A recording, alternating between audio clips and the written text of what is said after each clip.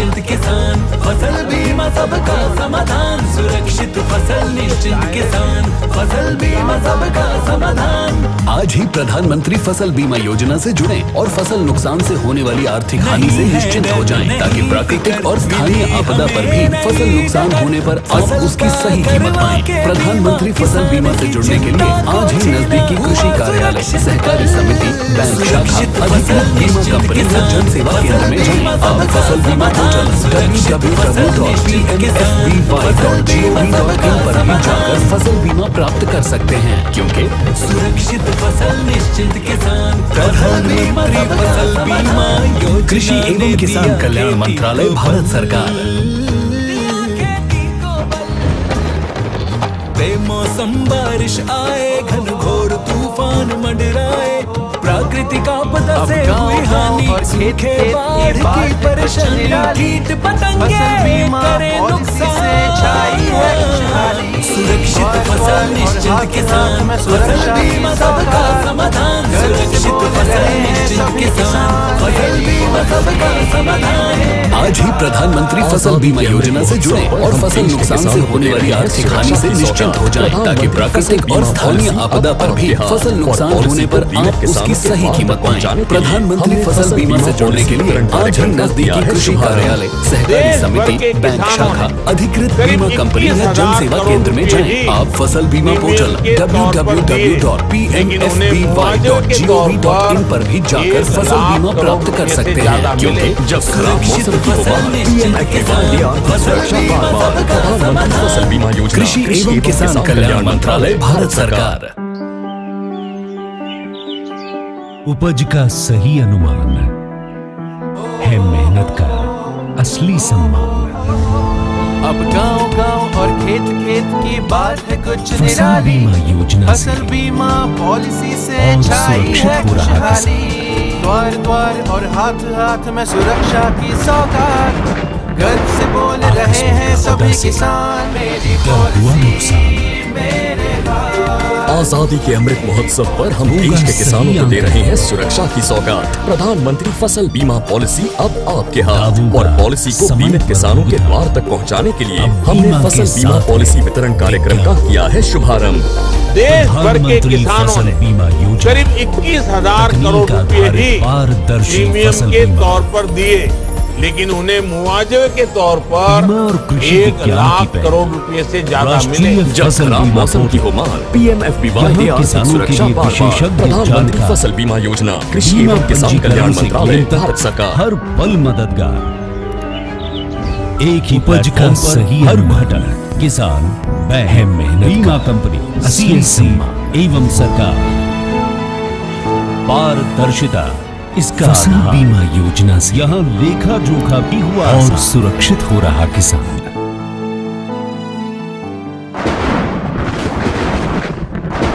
आकस्मिक आपदा से डर हुआ नुकसान, होगा सही आकलन, दावों का समय पर भुगतान। अब बीमा के साथ है विज्ञान। प्रधानमंत्री फसल बीमा योजना, तकनीक आधारित पारदर्शी फसल बीमा। बीमा और कृषि विज्ञान की पहल, राष्ट्रीय फसल बीमा पोर्टल। यहां किसानों के लिए विशेषज्ञ जानकार, बीमा पंजीकरण से क्लेम तक हर पल मददगार। एक ही प्लेटफॉर्म पर हर घटक, किसान, बैंक, बीमा कंपनी, CSC एवं सरकार। पारदर्शिता इसका आधार, यहां लेखा जोखा भी हुआ आसान। डिजिटल तकनीक से मिला फसल बीमा को विस्तार। फसल बीमा ऐप, यहां बीमा के लिए स्वीकृत फसलों की पहचान, जानकारी यहां फसल बीमा कंपनी की, यहां बीमा किश्त का पूरा ज्ञान। अब उपज नुकसान का दावा करना और भी आसान। 72 घंटों के अंदर नुकसान की तस्वीर भेजने का प्रावधान। अब फसल कटाई प्रयोग का ऑन द स्पॉट अपडेट कर रहा CCE एग्री ऐप। नियत समय पर अपलोड से हो रहा उपज का सही आकलन, उपज हानि का भी तेज और सटीक मूल्यांकन, आकाश की ऊंचाई से जमीन की गहराई तक तकनीक पर हो रहे अनुसंधान, पारदर्शिता से होगा फसल क्षति का त्वरित अनुमान। कई युवा किसानों से मुझे मिलने का मौका मिला जो खेती में ड्रोन टेक्नोलॉजी का उपयोग कर रहे हैं। गांव में भी किसान के जीवन को आधुनिक सुविधाजनक अधिक संपन्न बनाने में भी ड्रोन टेक्नोलॉजी महत्वपूर्ण भूमिका निभाने वाली है। ना होगी जोखिम की चिंता, बढ़ेगा खेती का मान। जब होगी फसल सुरक्षा, सशक्त होगा किसान।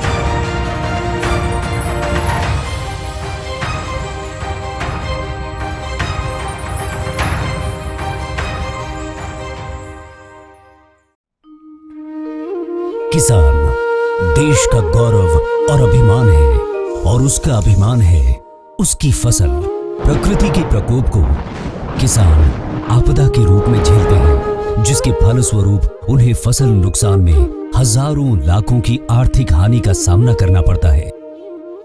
इसलिए भारत सरकार ने 2016 में प्रधानमंत्री फसल बीमा योजना का शुभारंभ किया, जिसमें बुआई पूर्व से लेकर कटाई पश्चात फसल बीमा रूपी सुरक्षा कवच दिया जाता है। प्रधानमंत्री फसल बीमा की पिछले 6 साल की सफल यात्रा में 11 करोड़ से अधिक किसान आवेदनों को 1,23,000 करोड़ से अधिक राशि का भुगतान किया गया है। योजना के यशस्वी कार्यान्वयन एवं किसानों को अत्याधुनिक सुविधा प्रदान करने हेतु राष्ट्रीय फसल बीमा पोर्टल को लॉन्च किया गया, जहां किसान स्व पंजीकरण कर फसल बीमा का लाभ आसानी से उठा सकते हैं। इस पोर्टल के माध्यम से किसान अपने जिलों में अधिसूचित फसलें, पॉलिसी की स्थिति और बीमा प्रीमियम आसानी से जान सकते हैं। किसानों को अधिक लाभ देने के उद्देश्य से फसल खराब होने की सूचना देने की समय सीमा 48 घंटों से बढ़ाकर 72 घंटे कर दी है, और अब तो क्रॉप इंश्योरेंस ऐप के माध्यम से ये सूचना केवल कुछ सेकंड्स में दी जा सकती है। CCE एग्री मोबाइल ऐप फसल कटाई प्रयोगों का डेटा रिकॉर्ड करने में मदद करता है, जिससे ये पूरी प्रक्रिया पेपरलेस बनती है। इस ऐप द्वारा वास्तविक समय में रिकॉर्ड की गई जानकारी टाइम स्टैम्प और जियो टैगिंग के साथ उपलब्ध होती है। हर साल भारत में 70 लाख से भी अधिक फसल कटाई प्रयोग यानी क्रॉप कटिंग एक्सपेरिमेंट्स किए जाते हैं। पहले की व्यवस्था में उपज के आंकड़े मिलने में जहां देरी हो जाती थी, अब CCE ऐप के माध्यम से रियल टाइम में अपलोड किए गए डेटा से बीमा दावे की राशि का पारदर्शिता से आंकलन किया जाता है, जिससे किसानों के बीमा दावों का निपटान तेज गति से होता है। फसल बीमा के प्रति किसानों के बीच जागरूकता का अभाव होने का फीडबैक बार बार मिलता था। इसी सोच को बदलने के उद्देश्य से आजादी का अमृत महोत्सव के उपलक्ष्य में मेरी पॉलिसी मेरे हाथ अभियान अंतर्गत किसानों को घर घर बीमा पॉलिसी वितरण एवं जागरूकता का महाअभियान पिछले रबी सीजन से शुरू किया गया, जहां 1 करोड़ 90 लाख पॉलिसियों का वितरण किया गया। जागरूकता की इसी कड़ी को आगे बढ़ाते हुए किसानों को प्राप्त हुए बीमा राशि को सबके साथ साझा करने के लिए उत्तर प्रदेश सरकार ने ग्राम स्तर पर किसानों के दावे के विवरण को प्रदर्शित करने की अनूठी पहल शुरू की है, जो पारदर्शिता सुनिश्चित करने के लिए एक अच्छा कदम है। बीमा कंपनी एवं राज्य सरकार के बीच उचित समन्वय के अभाव में किसानों को अनेक समस्याओं का सामना करना पड़ता था। किसानों की शिकायतों का समय पर निपटान करने हेतु राजस्थान सरकार ने राज्य सरकार के परिसर में बीमा कंपनी के कार्यालय को स्थापित करने हेतु जगह उपलब्ध कराने की पहल शुरू की है, जिससे किसान समुदाय को उनकी शिकायतों का समय पर समाधान प्राप्त करने और योजना में विश्वास बढ़ाने में मदद मिली है। प्रधानमंत्री फसल बीमा योजना को सफल बनाने के लिए अलग अलग राज्यों द्वारा तकनीकी इनोवेशंस के माध्यम से किसानों को अत्यधिक सुविधा देने का काम किया जा रहा है। महाराष्ट्र सरकार ने सार्वजनिक निजी भागीदारी के तहत महावेद परियोजना को लागू किया है, जिसमें प्रमुख मौसम मापदंडों की वास्तविक समय की जानकारी प्रत्येक स्वचालित मौसम स्टेशन द्वारा दर्ज की जाती है। महावेद परियोजना द्वारा प्राप्त आंकड़ों से दावों की गणना अधिक सटीक की जाती है और किसानों को उचित लाभ प्राप्त होता है। तकनीकी पहल के माध्यम से किसानों की सहायता करने हेतु ओडिशा सरकार ने भूखंड चयन की पारंपरिक पद्धति में कमियों को दूर करने के विचार से लगभग 7,000 बीमा इकाइयों वाले सभी 30 जिलों के लिए खरीफ 2018 से धान के लिए भूखंड चयन की स्मार्ट सैंपलिंग तकनीक को अपनाया है। इस पहल ने योजना की गतिशीलता को बढ़ाया है एवं सीसीई के लिए सही भूखंड का चयन करने एवं उपज के सही अनुमान के लिए ये प्रक्रिया कारगर साबित हुई है। इसी आधुनिक तकनीकी उपयोगिता को आगे बढ़ाते हुए कर्नाटक सरकार ने कृषक समुदाय के हित में पहले दर्शक ऐप बनाया है, जिसमें मोबाइल ऐप और डिजिटल भूमि रिकॉर्ड का उपयोग करके प्रत्येक भूखंड का फसल सर्वेक्षण शुरू किया है, जिससे किसानों द्वारा बीमित की गई अधिसूचित फसलों को सत्यापित करना बेहद सुगम हुआ है और पात्र किसानों को उचित क्लेम मिलने में मदद होती है। आज देश के हर कोने से करोड़ों किसान प्रधानमंत्री फसल बीमा योजना के साथ जुड़कर अपनी फसल को सुरक्षित करवा रहे हैं और फसल नुकसान से होने वाली आर्थिक हानि का समय से अधिकतम भरपाई पा रहे हैं। सुरक्षित फसल निश्चिंत किसान, फसल बीमा सबका समाधान। कृषि एवं किसान कल्याण मंत्रालय, भारत सरकार। क्या बात है भाई, कुछ परेशान दिखाई दे रहे हो? कृषि रक्षक भैया, मेरी परेशानी ये बारिश का ना होना है। आपको तो पता है कि बारिश का पानी हमारी फसलों के लिए एक वरदान होता है, जो अच्छी पैदावार के लिए बहुत जरूरी है। हाँ, मैं समझ सकता हूँ। पर्याप्त मात्रा में बारिश हम किसानों के लिए बहुत जरूरी है। तो कृषि रक्षक भैया, मेरी चिंता है कि अगर इस बार बारिश नहीं हुई तो क्या होगा? अनिल, तुमने प्रधानमंत्री फसल बीमा योजना के बारे में नहीं सुना? हाँ, नाम तो सुना है। नाम सुना है तो काम में भी ले आओ उसे। तुम्हें पता है कि बाढ़, सूखा, ओलावृष्टि या बिजली गिरने जैसी मौसमी आपदाओं की स्थिति में सरकार तुम्हें उपज नुकसान के आधार पर क्लेम प्रदान करती है। अच्छा, ऐसा भी होता है क्या? कृषि रक्षक भैया, आपने तो मेरी सारी परेशानी का हल ही बता दिया। हाँ, तो समस्याओं को हल करने की जिम्मेदारी तुम मुझ पर छोड़ दो और खेत में हल चलाकर मेहनत करने की जिम्मेदारी तुम्हारी। प्रधानमंत्री फसल बीमा योजना के बारे में अधिक जानकारी के लिए लॉग ऑन करें pmfby.gov.in पर। सुरक्षित फसल निश्चिंत किसान, फसल बीमा सबका समाधान। हमने फसल बीमा योजना को अधिक प्रभावी बनाया, उसके दायरे में ज्यादा किसानों को लाए। नहीं है डर, नहीं फिकर, मिली हमें नई डगर। फसल का करवा के बीमा, किसान की चिंता को छीना। हुआ सुरक्षित कल, सुरक्षित फसल निश्चिंत किसान, फसल बीमा सबका समाधान। सुरक्षित फसल निश्चिंत किसान। A very warm welcome to second day of 8th National Review Conference on Pradhan Mantri Fasal Bima Yojana at Kochi, Kerala, the God's own country.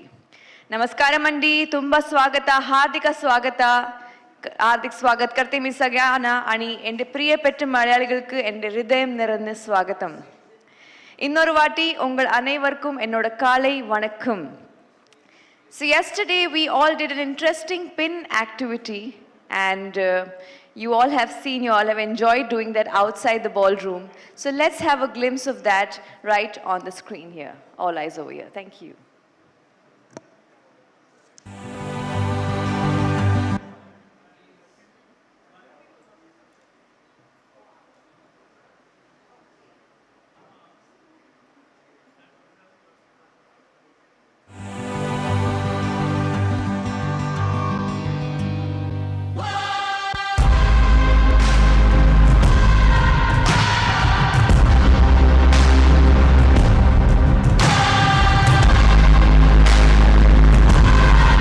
मैं भी कृषि रक्षक।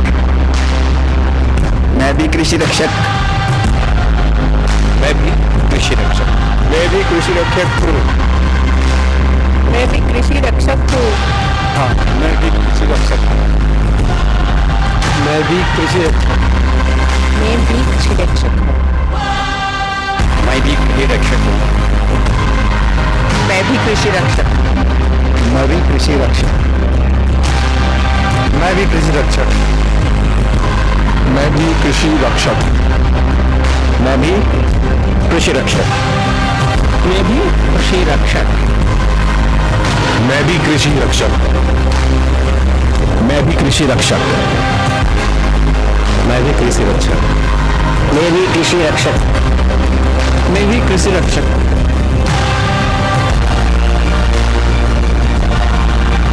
मैं भी कृषि रक्षक।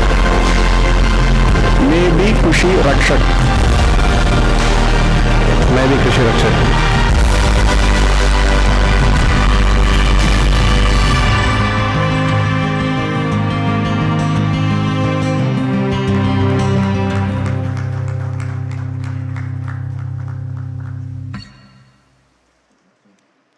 So that was Krishi Rakshak, friend, philosopher and guide for farmers. We launched this in Chennai last year, a lovely mascot representing farmers.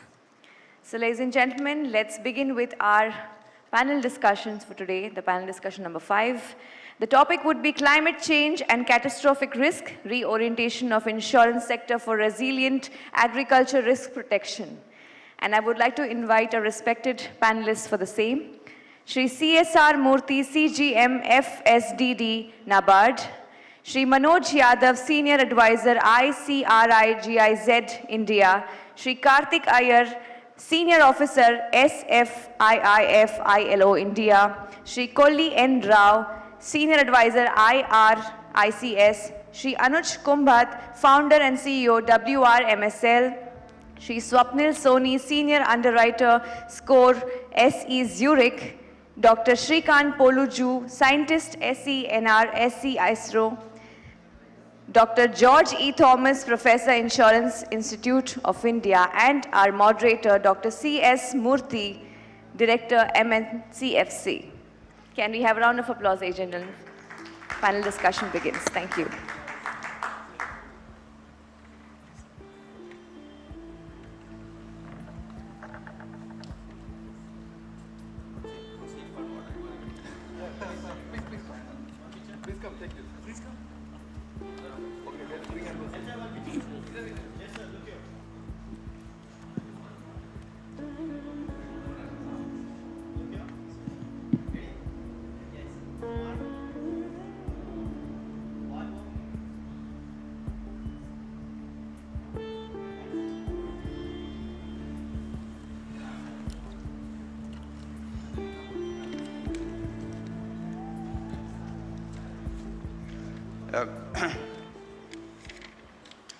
So, good morning to all of you. And this is a very important panel discussion here. The topic is very, very vibrant and quite relevant. It's a climate change and climate variability perspective. What is its impact on the insurance and reinsurance system in India? And of course, this is a very, very vibrant topic, and this requires the suggestions from various kinds of experts so that how to tweak our models, how to make Indian agriculture system more climate resilient from the perspective of insurance as well as from the perspective of package of practices, overall the farmers' resilience system. And to start with, I request Dr. Kolli Rao to make a brief presentation to set the context for this important panel discussion. Dr. Rao.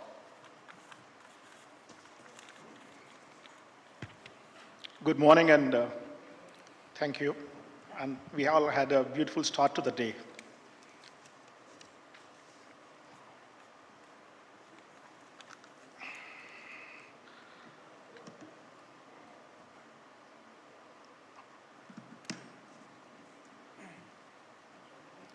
Going with the topic, we don't need to be climate scientists to agree that there is a climate change.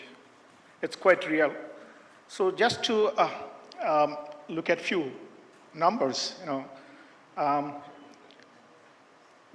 we're going to show you some temperature-related numbers and some rainfall-related numbers, which are the two important aspects of the weather. As per the IMD publication, the 5 hottest or the warmest years of the last 120 years have all happened in the last 15 years. Starting from 2009 to 2021. Of the 120 years, you just think about the 5 warmest years all happened in the last 15 years. And this year, we normally have the heat waves affecting us in the month of May. But this year, after several decades, we had the heat wave occurring as early as April, affecting particularly the wheat crop. I think one estimate puts the reduction in the wheat yield because of the heat wave to be about 5 to 6%. That's about the published data. Now let's look at some data which we put together for this particular panel discussion.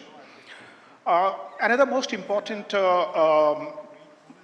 development which we've been witnessing over the last, I would say, 5-6 years is the rainfall related. So we try to map the southwest monsoon withdrawal start date for the PMEB period starting from 2016. As per IMD, the standard date for start of the withdrawal of the southwest monsoon is 17th September. Instantly, the southwest monsoon brings in 75% of the annual rainfall into the country, and therefore very, very critical for Kharif crop production and also what it leaves as a residual moisture for the Rabi season. Now, it's very interesting, and we can't miss this, the irony, that it appears as if the southwest monsoon frame is moving by 1 or 2 weeks, which has got a huge implication for crops.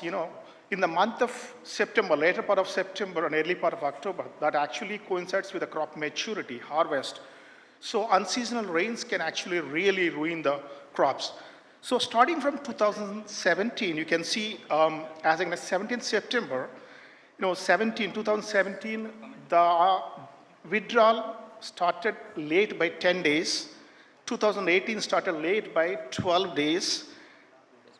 19 is as much as 22 days delay. And 20, 11 days, and 21, 19 days. And 22, although it started on 20th, but it got stalled. And last week, we've seen huge rainfall in Haryana and Uttar Pradesh floods we heard of. Then, of course, Rajasthan. Now, we're still facing that situation in Andhra Pradesh, to some extent, Telangana, Karnataka. So we are almost in the 3rd week of October, we're still talking about these rains. So if you look at this kind of a change, we never expected last 5-6 years, we're going to see a frame moving by almost 2 to 3 weeks is something which has got a huge implication, particularly for agriculture and the crop insurance. And if you look back, prior to 2017, the only time where the withdrawal started in the month of October was 1961. So we are seeing in the last 60 years period, we have seen in the last 5 years, 5 or 6 events, instances where the withdrawal started by, delayed by almost 10 to 15 days. Now also let's look at another important slide. This again we put together for this. Yesterday several speakers have alluded to unseasonal rains we started receiving in the month of September and October. This is what we try to put together exactly what happened. A phenomenal rainfall in the 2nd fortnight of September and 1st fortnight of October. We try to map these rainfalls for agriculturally key states, and also we highlighted some of the PMABY point of view, the key states. You can see exactly the amount of rainfall. It's such a huge rainfall. Look at Haryana last 2 years. You can see the long period average for that part, and you can see the last 2 years. For example, this year, September 2nd fortnight, almost 500% deviation. And the 1st fortnight of October, again, almost close to 500%. Same scene in case of Madhya Pradesh, in case of Maharashtra. You can't miss Rajasthan, you can't miss Uttar Pradesh. So it seems like basically we are looking at a scenario that is going to be a kind of a regular phenomenon. So if this is what is going to happen, so what are the kind of systems we're going to build in to mitigate this risk? Now with this background, let's look at what the insurance product can offer, particularly the PMEBY. Globally, there is no product with such a comprehensive scope of risk as PMABY. It's such a huge product. I have an experience of looking at products of across several countries, which are key countries. This product works as an index insurance for widespread calamities, indemnity insurance, farm level assessment insurance for the localized calamities. Then this gives you a threshold yield, which is best 5 out of the 7 years, and gives you a coverage level or the indemnity level as high as 90%. I can't think of any product as comprehensive as this product. So in the existing format, I think you take any climate change extremities we are talking about, let it be rise in temperature, heat wave, cold wave, high intensity rainfall, proliferation of pests and diseases. I think this scheme offers something, some coverage to all these perils. But nevertheless, it's very important to remember that insurance is not a panacea for all the problems. Insurance can play an important role. It can play an important role provided it's been actually bundled with other interventions. Therefore, it has its own place, but it has to be bundled along with others. Now let me go into the last 2 slides. Yesterday, again, we spoke hugely about universalization of insurance and how do we bridge the protection gap. So I've taken the figures from Ritesh ji, from previous presentation. At all India level, the penetration about 22% cropped area, at the implementing state level, 30%. So if you have a program which is heavily subsidized and which is mandatory for the loany farmers, so these penetration levels are not acceptable. So therefore, what is that we can actually look at? What are the other interventions to increase the protection or reduce the protection gap? So I would think, we don't need to have one product which covers, which brings the entire, penetration level. Probably we can look at 2 or 3 interventions. The PMABY can work at a working level. We can have a safety net cover, a CAT cover, which can work at basically at a catastrophe level, maybe a return period of 20 or 25 years. So let's take 2 examples to buttress this fact. USA has got an excellent CAT product called CAT coverage 50 by 55. This product is given freely, funded by the government, and farmers only have to register and pay an enrollment fee. This product pays if the loss exceeds 50%, and once the loss exceeds 50%, it pays 55% of the loss. Meaning, if there is a 100% loss, the farmer gets 27.5% of the total protection value. So this can work as a kind of a safety net. So our suggestion is basically, yes, we try to use the PMABY, which can take to 30-40%, but other 60% probably we can provide a safety net so that every farmer in this country has a protection. And also, another way to probably look at is the disaster financing. The states are financing their SDRF, NDRF, but can we do like beyond farmers covered on the PMABY, can we use an index to really provide some protection to the farmers? So I'm receiving several reminders, so I'll have to go fast. I have last slide actually. Sorry to take you. Just I want to make one point here. Yesterday we were talking about no frills cover. That's a fantastic idea. But actually, if you really want to look at a resilient crop insurance program which meets the demands of the climate change, it's very difficult. We think of a crop insurance which is without the farm level assessment for the localized calamities or the post-harvest losses.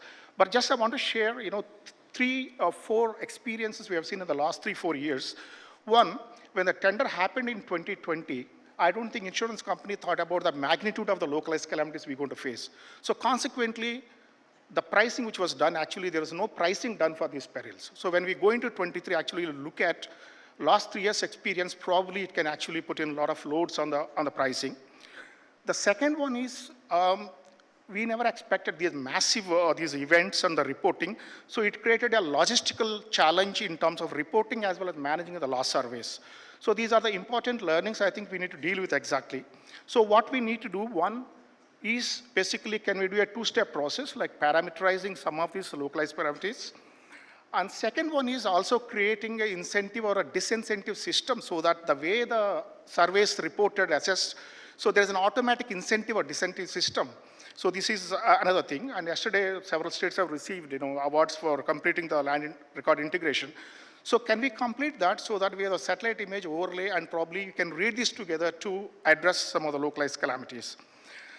Well, sorry for sounding a bit ominous on this front, but I think if you want to bring in a discipline into the system and bring in hygiene into the system, that we have the best features, they run very well. So we need to find a solution. Thank you so much.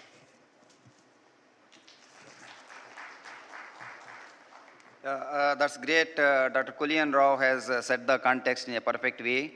The climate change or climate variability, it is shifting the weather regimes. So 2022 Kharif season is a very, very classic example where unseasonal rains and weather extremes, the crop losses, and this throws a very big challenge to insurance and reinsurance people and also to the technology people to develop some innovative products.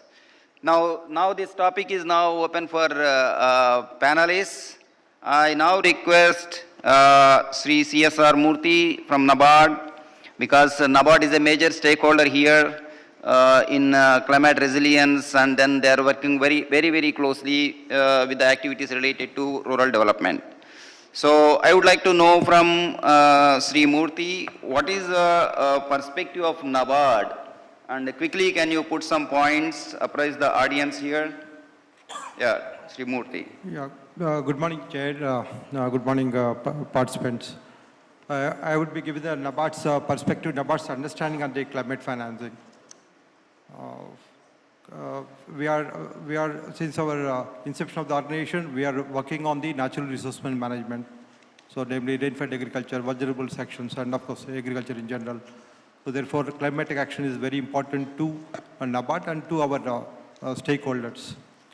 One important point I would like to make it is NABARD is an accredited entity for AAB, Adaptation Fund Board of NFCC, GCF, Green Climate Fund, and of course NFCC, National Adaptation Fund for Climate Change. I'm happy to say that yesterday, I was in Mumbai, I could not attend, NABARD has been re-accredited by GCF for a period of 5 years. The meaning is of this re-accreditation is that India, of course through NABARD, we can access GCF funds. We are eligible to get money more than 250 million, both on the mitigation side as well as the adaptation side.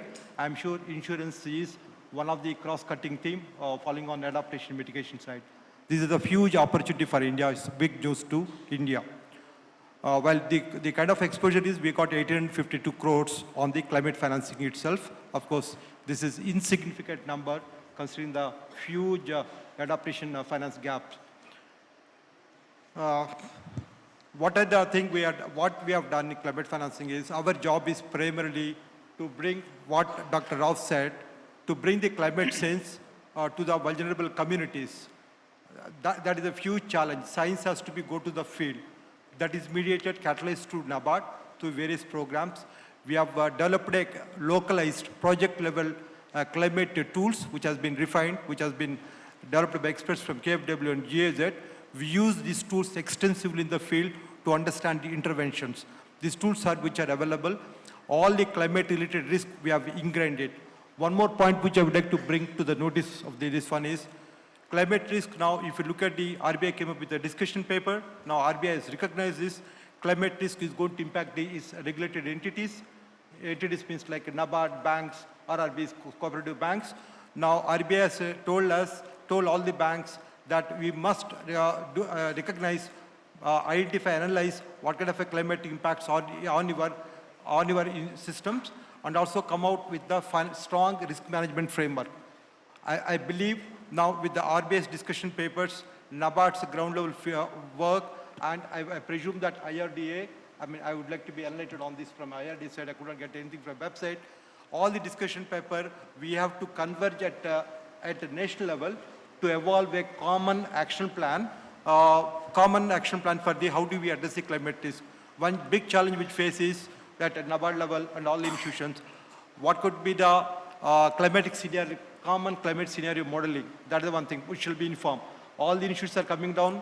The users will be quite confused which model to adopt it, the kind of scenarios which are coming. So there will be common understanding it. Second thing it is mapping of climate risk. Again, it varies from institute to institute. For example, DST has given a set of states and districts, while CRED has given a set of district sets, but we are all users, implementers. We require a common understanding of climate risk, a kind of a mapping which is required. That is a point which I would like it. Third point is this now, everything is data driven. Everybody understand MRV is required because when India is reporting through us, through you, they require strong MRV. Without MRV, evidence-based research, where nobody is going to accept this data. That is the one challenge which we are going to address it, insurance level, at finance level, at every level. Fourth point is this, I would like to, we have to work together. I mean, all ministries, NABARD, then Apex IRDA, and down the line, all the banks, we have to converge together. This is the one single most to save time on the modeling, then understanding and everything. Now there's no time left out because the urgency of action is required. From NABARD side, what I would give it to insurance industry is this. We got an excellent training establishment at Bird, Lucknow. It's a beautiful training establishment where you can really, everything is simulated. It's a toolified approach. Really you feel it through virtual mode. How do you feel it? So that you can strategize the kind of a risk adaptation interventions, of course mitigation, what kind of a products, how the risk is to be mitigated. So if IRDA does not have this kind of a training establishment, I would request all the bankers or insurers who are here, the use of a training facility and integrate your climate finance products which have been used so that we will have a broader climatic action at the national level. Thank you very much, sir, for this one. So, thanks a lot, and thanks for volunteering your support for this. I now switch over to Sri Manoj Yadav from GIZ. And what is your project experience in realizing the integrated climate risk management system at farmer levels? Thank you, Dr. Murthy. Good morning, ladies and gentlemen. I'm here going to talk about from my own experience, so thank you so much for this question. Putting insurance in the context, I think it's important to understand that it's a part of larger adaptation measure. It's not a silver bullet as Dr. Rao earlier demonstrated. So therefore, in our project that we are implementing in a couple of states, including Tamil Nadu, which is not far from here, we are also looking at integrated risk management, which means that we go beyond insurance. We are looking at alternate livelihoods for the farmers.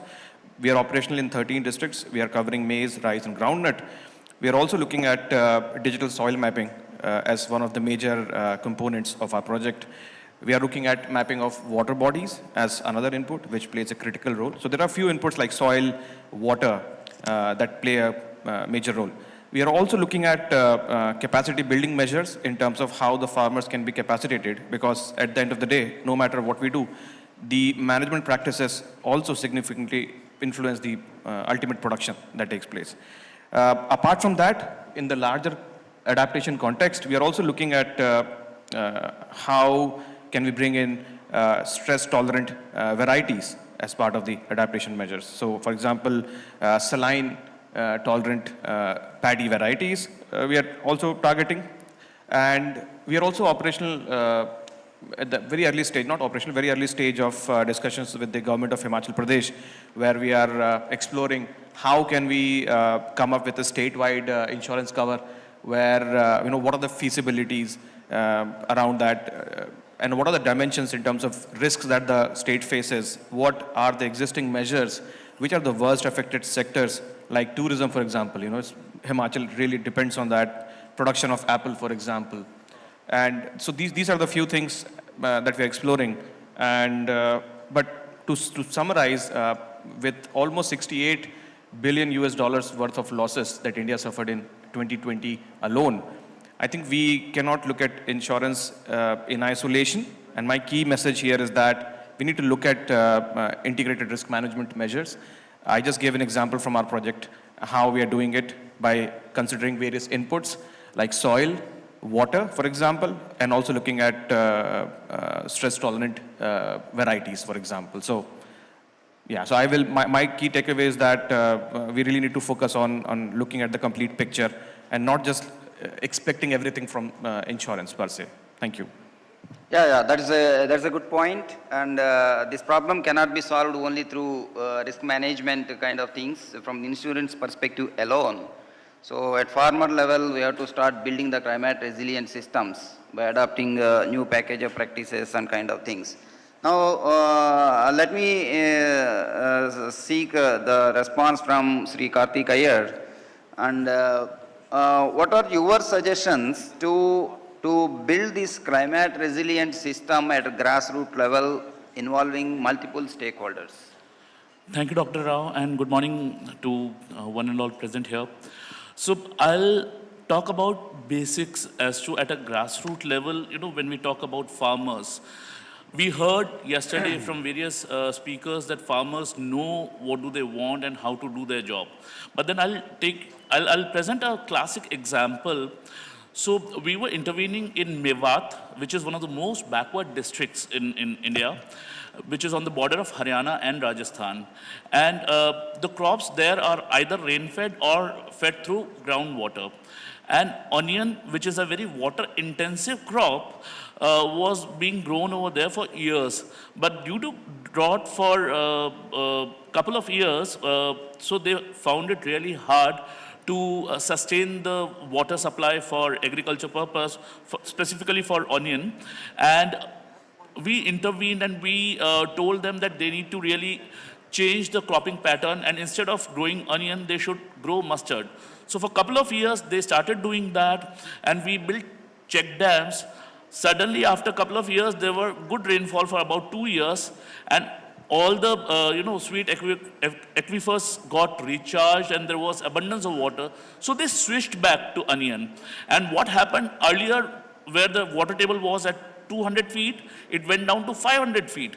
So the reason I'm talking about this example is that we need to continuously coach the farmers, handhold them, build their capacities at every level. We cannot let them be the way they want, because that is impacting the environment adversely. There are other micro initiatives which also need to be taken into care, like ensuring less runoff or stopping the runoff, recharging the water bodies, supplying the seeds which are more saline water resilient or less water intensive. These are some of the micro sort of measures which are to be taken, and farmers need to be told about as to how can they get access to such products or services.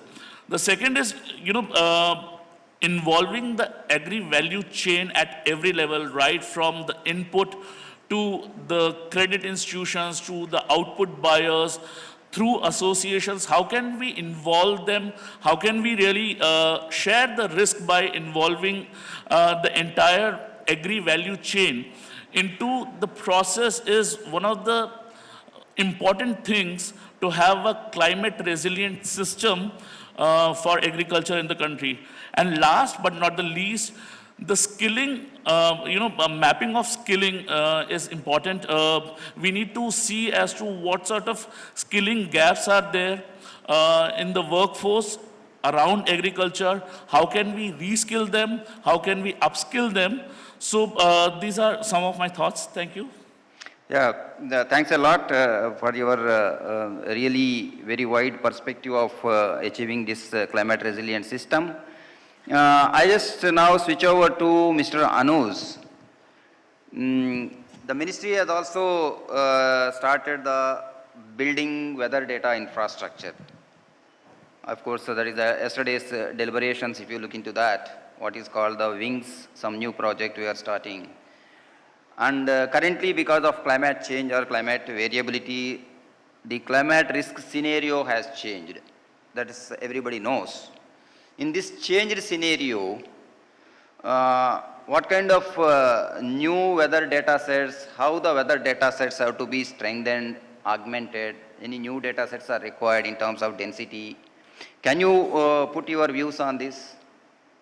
Sure. I think the key point is first to put the infrastructure, as you had rightly mentioned. As of now, the current data sets which we have are not so granular. while we have been utilizing a lot of data at a district level and now to some extent at a block level as far as precipitation is concerned, what Rao Saab just mentioned, that temperature also is posing the similar issue and problem in cropping system. And when we realize that we're talking about climate smart agriculture, microclimate or hyperlocal weather data becomes quite important. And a lot of this data, not just data alone, weather data alone is useful. What I'm just giving an example from our own experience. We're working with GIZ for Mentha cropping system, and the key there is how do we use less water in Mentha. Mentha, again, is a water-intensive crop. And so we use surface energy balance models, SIBAL, with weather data and soil moisture data sets to develop a daily soil moisture index so that we can tell farmer when not to irrigate rather than actually when to irrigate, just to save water. And that's where the use of a lot of these data sets, a lot of this information, plus the other point, another example of it is that there was a major attack of black thrips in Chile area last year in Andhra Pradesh. And there is a similar problem happening in tomato cultivation areas in Nasik for different set of pests.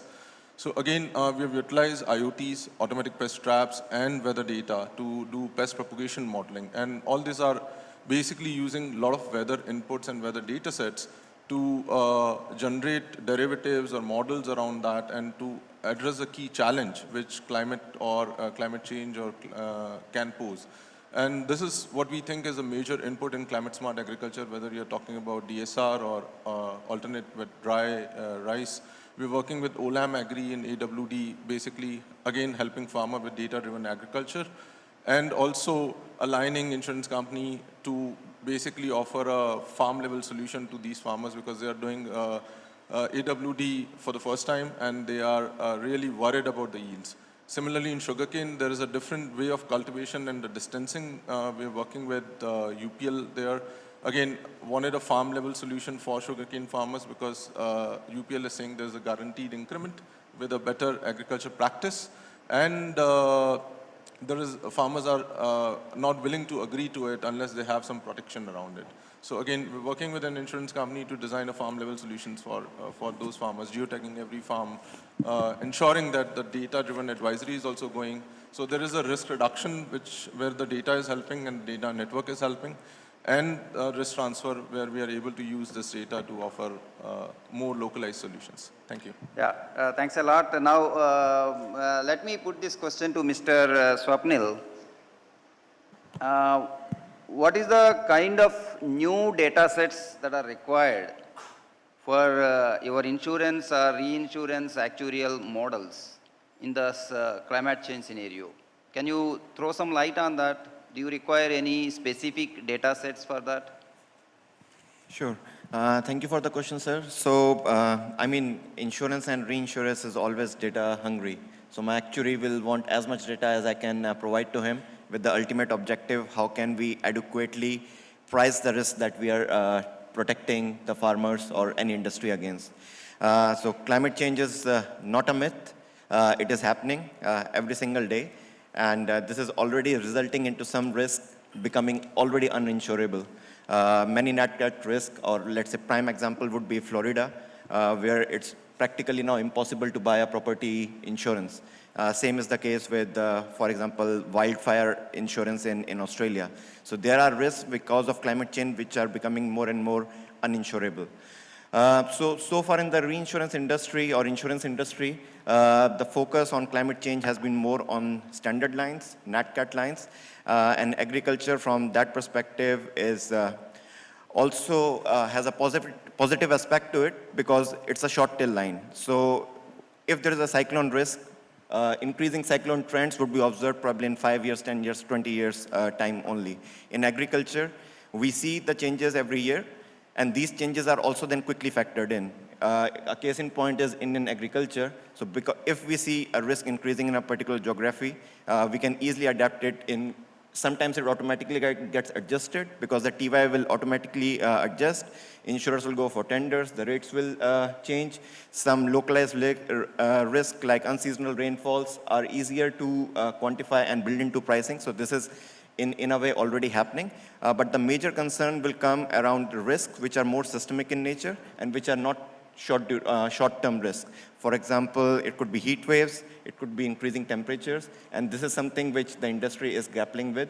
How do we factor this into our respective pricings? We at SCORE, we published a paper recently, that was last year, and the observation, it was geared towards Brazil and India, and the outcome of the paper was a little bit counterintuitive. So our research suggested that at least for the coming decade, the improvements and adaptations in Indian agriculture would surpass the negative impacts of climate change. So there is no denying that there would be negative impacts of climate change, but because we have still so much room to improve, in coming decade at least, Indian agriculture growth will outpace the impacts of climate change. So that's quite clear. Which is something also, because I often hear we should build enough climate change loading. But I don't think that that's a solution, because then it's like carpet bombing. That's not a solution.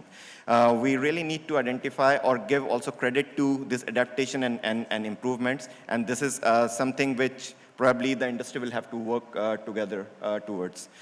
Also, identification and quantification of such risks also becomes important, because climate change impacts different geographies, different crops in different ways.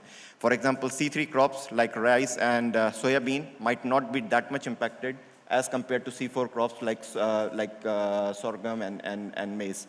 Similarly, we see in terms of long-term trends, we see winter and autumn rainfalls will increase over time. However, spring rainfalls will reduce. So, I mean, these are the kind of trends that over time we will have to kind of build into our pricing so that we are not only penalizing blanket everyone for climate change, but also passing on benefits where it is due. So to summarize, for me, the key takeaways would be there is no blanket solution to climate change. Identification and quantification of risks is the next step where the industry should be gearing towards. And thirdly, wherever there are some improvements, those factors also have to be kind of factored into the pricings. Yeah, that's great. Now let me switch over to Mr. Srikanth from National Remote Sensing Center. Because of climate change or climate variability, a lot of crop risks are occurring. What are the opportunities for using satellite data sets to capture these affected areas? Yeah, yes, sir. Good afternoon to all. Good morning to all of you, and thanks for this opportunity. Actually, as rightly said by many of the panelists, that recently the risks related to the climate, cyclones and heavy rainfall, unseasonal heavy rainfall, especially during the end of the season, it is a very prevailing. And remote sensing data is very helpful to address these issues. Especially, we have also carried out some studies in MP during 2021 and in Maharashtra in 2019. And we have successfully addressed the issues. What are the crop that were standing as on the unseasonal rainfall event using both microwave and optical remote sensing data, of course under the leadership of Murthy sir. And we could successfully just delineate the area which is exposed to the heavy rains, and also not only the crop area under inundation, but also the cropped area that is subjected to the lodging due to heavy winds during the cyclone, especially in Hudhud, and recently Amphan cyclone we have addressed in West Bengal state. And there are a lot of scope to integrate the remote sensing data from mobile apps, drones, as well as satellite-based remote sensing that will solve the issues. And also in future, there are lot more to develop the technology, as well as industry also adopt some methodologies to improve this crop loss assessment, because as the climate changes, then lot of new pests or diseases may occur. And a recent example is the fall armyworm in maize crop. That way, the technology has a scope to for the implementation for these climate risks. Thank you so much. Okay, now let me put this question to Dr. Kalyan Rao. And we from the ministry side, we are now promoting S-Tech project. That means technology-based yield estimation. So, to represent these climate vagaries into the models, certainly we have to improve the parameterization. Otherwise, it's not possible to capture these kinds of things into the models. So can you give some suggestions? What are the ways and means to improve parameterization in the STEC initiative? So that requires a long answer. Parameterizing and suggestions, maybe I can do that offline, but I think there's an important point I would like to corroborate with this. We have seen recently, a lot of things seem to happen outside the operational guidelines of the scheme. Like, the scheme provides excellent standard operating procedures, deal with different situations. But we have seen few things are going outside. So I think one way to basically bring in all that, including the parameterization, is look at a few countries. For example, it's US or Canada or Spain. So where crop insurance is being used as an important risk mitigation tool, there is a law enacted for agriculture insurance. So I think we really need that in India. Even we talk about universalization of the insurance yesterday, we are talking about all this parameterization, everything, there should be a kind of a law. So that, the guidelines which are issued, the standard operating procedures which are being issued, so there is a protection. Otherwise, anybody can interpret. We have seen that actually. I don't want to go into the details, but of late we have seen that, all these guidelines, probably the interpretations are changing. So therefore, the first thing I would actually suggest is encompassing all the issues we are discussing, including the parameterization or trying to address the universalization using different instruments at different levels. We need a kind of a law specifically for the agriculture, risk protection, agriculture insurance. So that is the first step. Now the second step, I think the STEC is an excellent project. I think we all have, and everyone has got, I think, pretty pumped up on that, saying that they're going to be a technology and there's a massive, kind of transparency. We're going to actually have very nice timelines for, receipt of premiums, settlement of claims, and probably we'll have less of grievances, the systems.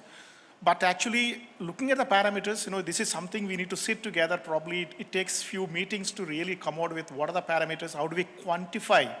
And these parameters, as you rightly said, it cannot be kind of one parameter for an entire country. The parameters, same parameters can be different for different crops in the same region. And again, the parameters for the same crop across regions can be different.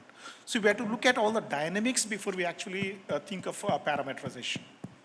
Thank you. Yeah, that's great. There is a need to improve parameterization of the models in STEC. There is no doubt in that. Otherwise, we will not be able to capture all the crop risks into the models. Now, I request Dr. George.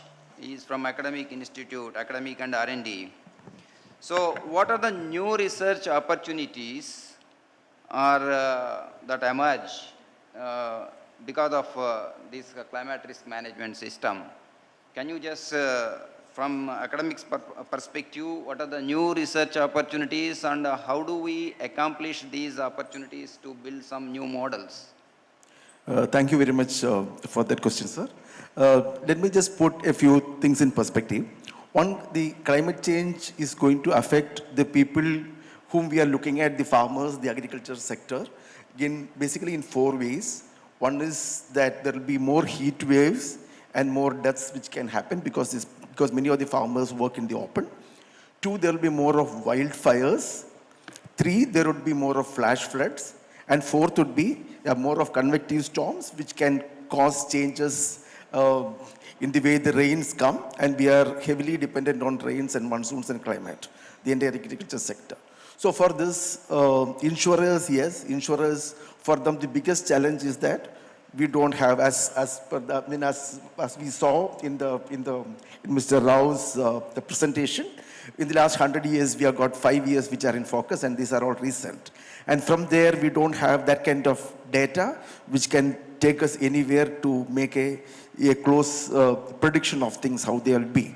So we need to work on the data. We need to work with international reinsurers we need to pool our resources more. So this is one part. So insurers need to do a lot of stress testing, how things will work in the new system, in the new situation which is coming up because of the climate change. The magnitude of the problem, if you just look at some of the statistics available in Australia, it is that one in every 25 properties are going to be affected and become uninsurable within 2030. That is on an average.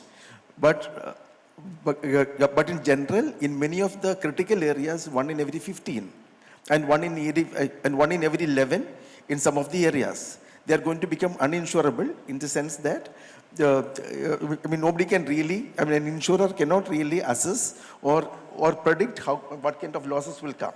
So these are areas which, from the insurance point of view, yes, we need to have a lot of research. But the bigger stakeholder here is the government. The government also needs a lot of research to put in place certain things, because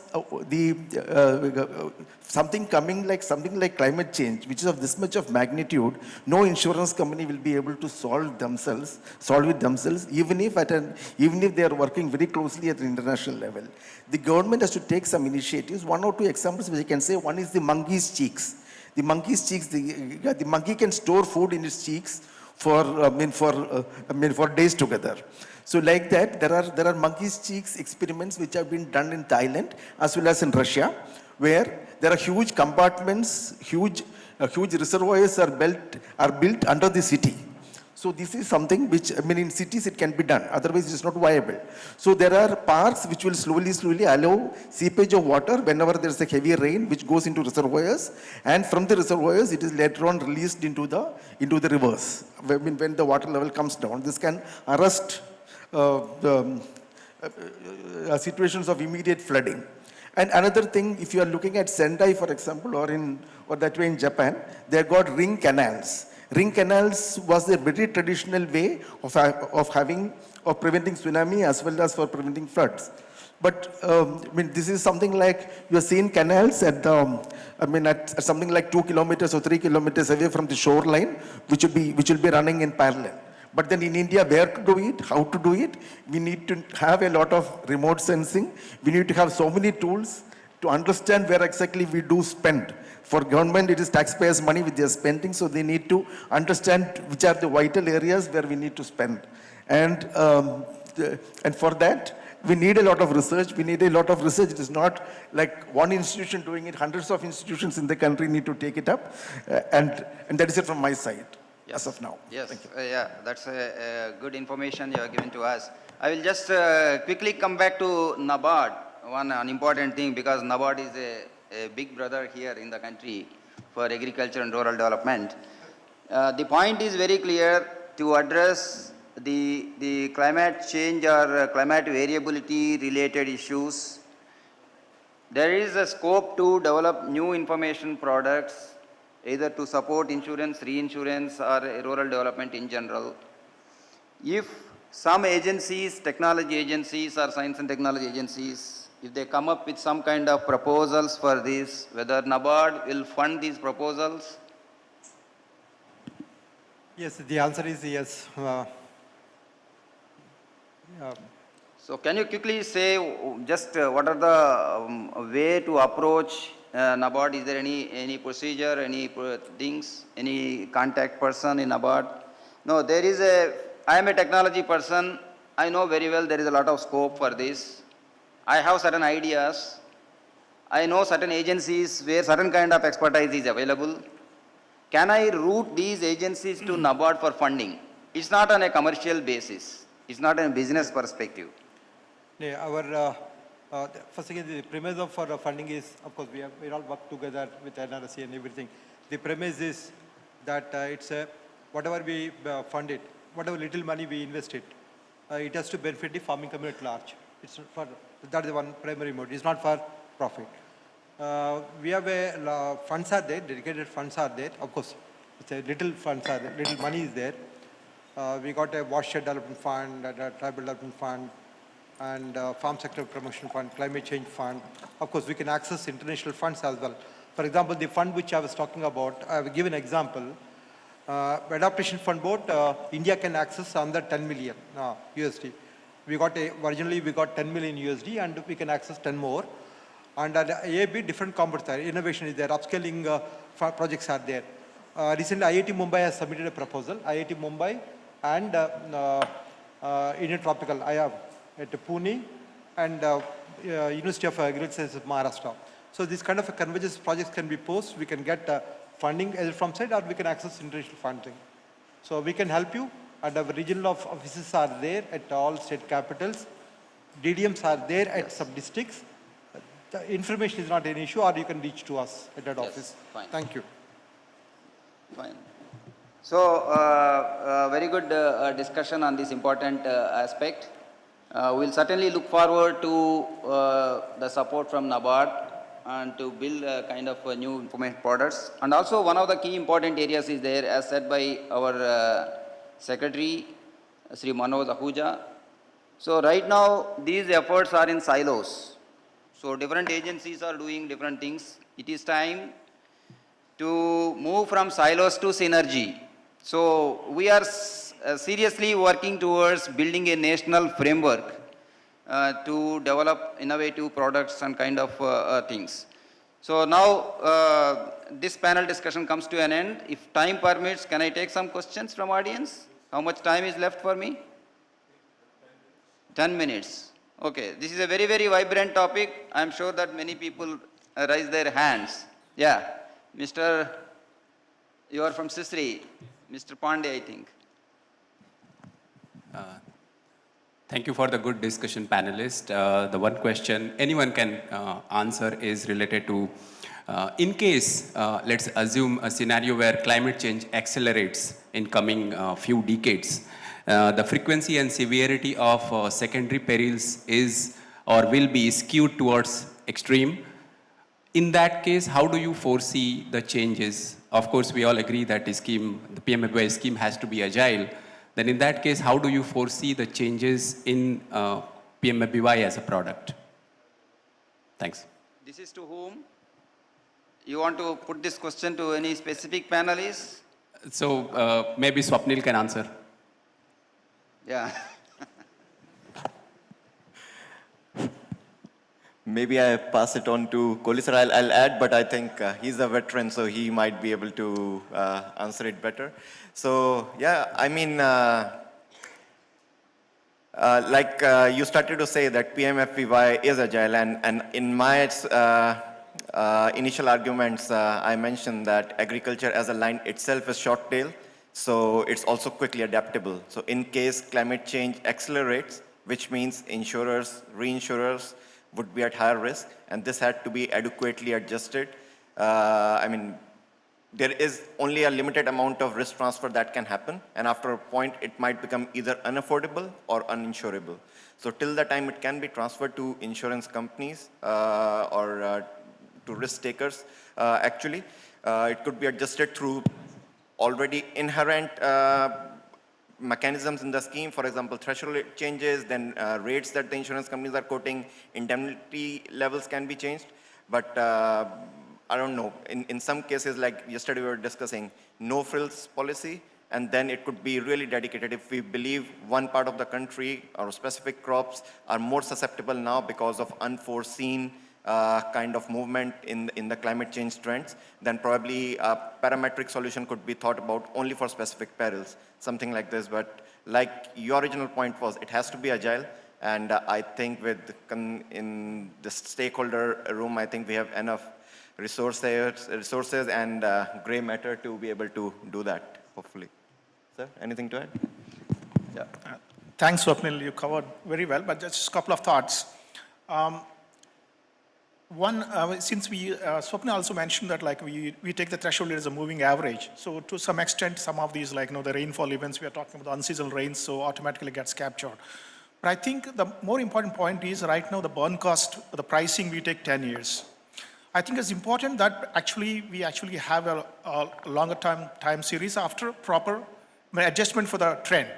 So probably there is a time maybe we should be looking at maybe 15, 20, 25 years data, but exactly after adjusting for the trend to really capture like, whatever has happened in the, just not about 10 years, but little beyond. And third thought is, we are looking at PMA basically, as I said, it's not a panacea like. So probably we need a products like someone which basically products which are more like a working covers, and the other product can be more like a cat safety net. So if you can delineate a product into two levels, like one is at the working level, second the cat level, probably that can address probably a little more clarity. That brings a little more clarity to addressing the climate change related risks and how the insurance can protect. Yeah, that's great. So, just one last point wanted to add. I think one thing probably which also should be changing with accelerated climate change is cost of cultivation.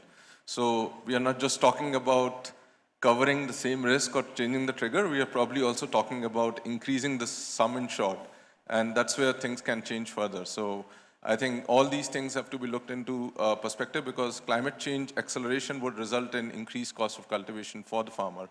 And we're talking about a long-term or more wider impact of things, and that is going to translate into PMFUAG becoming costlier for the farmer. Right. And that has to be addressed. Right. Yes, sir, IRDA side, ma'am. Thank you, Dr. Murthy. As wearing IRDA hat, I just have to make a brief statement, which is IRDA will support any multilateral engagement that creates a very cogent and exhaustive solution to whatever we face in the farm management and the risk management within the farms, of the farm sector. That's all I have to say on behalf of IRDA.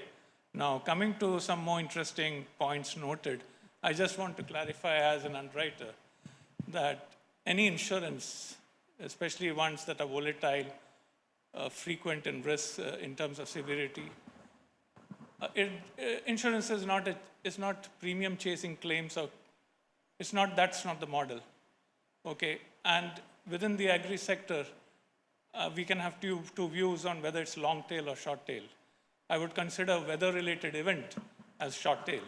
I would not consider climate as short tail.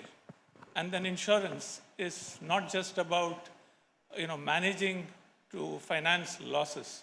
Insurance is all about the broad term called risk management, where, let's say in terms of agriculture, we would be looking at managing and understanding, not fighting, but understanding and adjusting to the changing ecosystem. So we have to basically optimize against climate and weather perils, which means, it could be crop rotation, it could be shifting the cropping pattern, water management, it could be basically balancing between organic solutions and, chemical interventions. It is water table management, it's watershed management.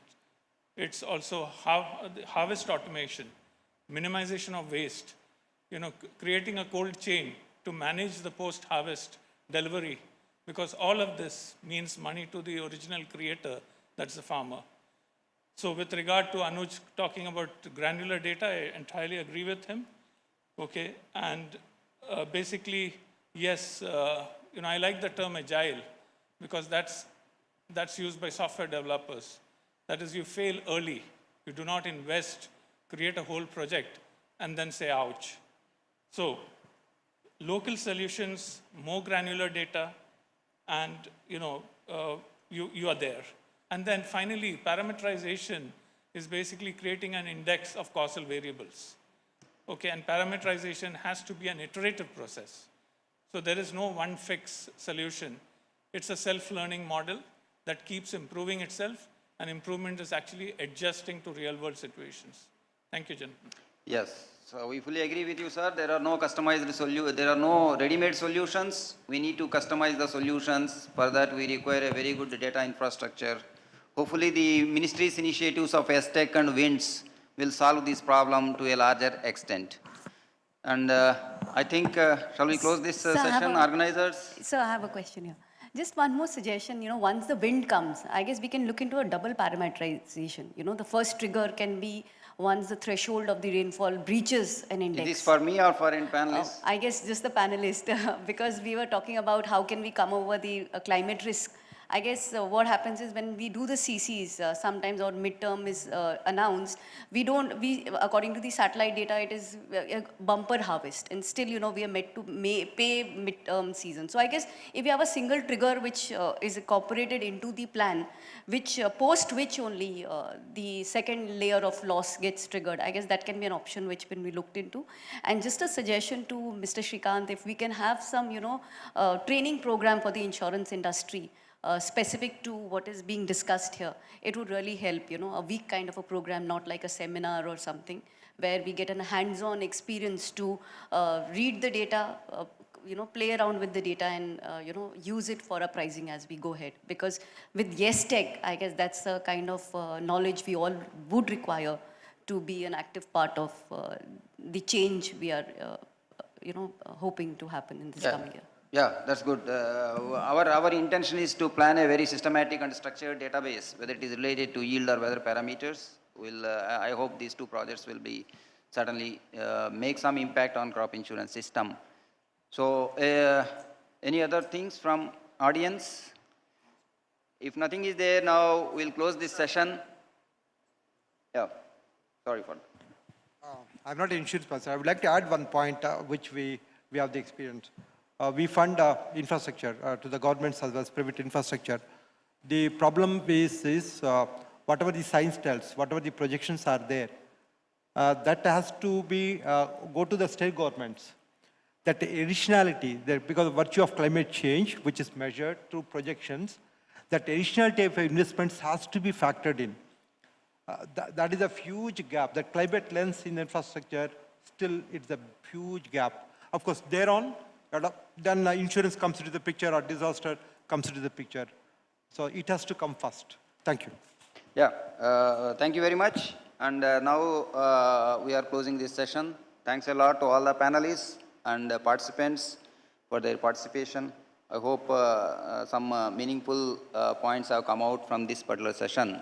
Certainly we'll take these things and we'll take it forward from ministry side to strengthen the system and to cope up with the associated risks with the climate change or climate variability, whatever it may be. We'll try to put some of the things in the OGs, operational guidelines, how to take care and what is the kind of parameterization kind of things. Thanks a lot once again. And that's all. Thank you very much.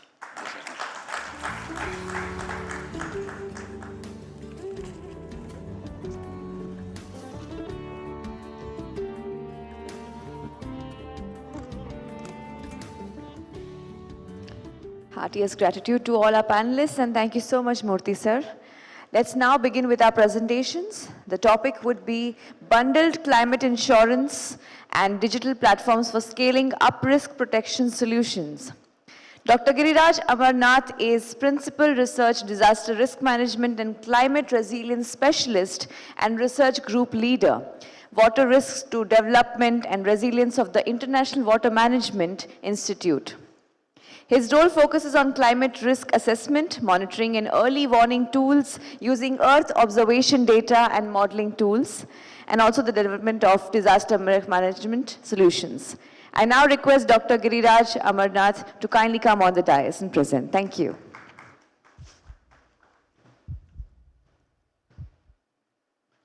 Thank you. Thank you, organizer, and for the leadership team of PMFBY and also the technical support unit of PMFBY for inviting International Water Management Institute to present this important topic. So I hope it's visible now.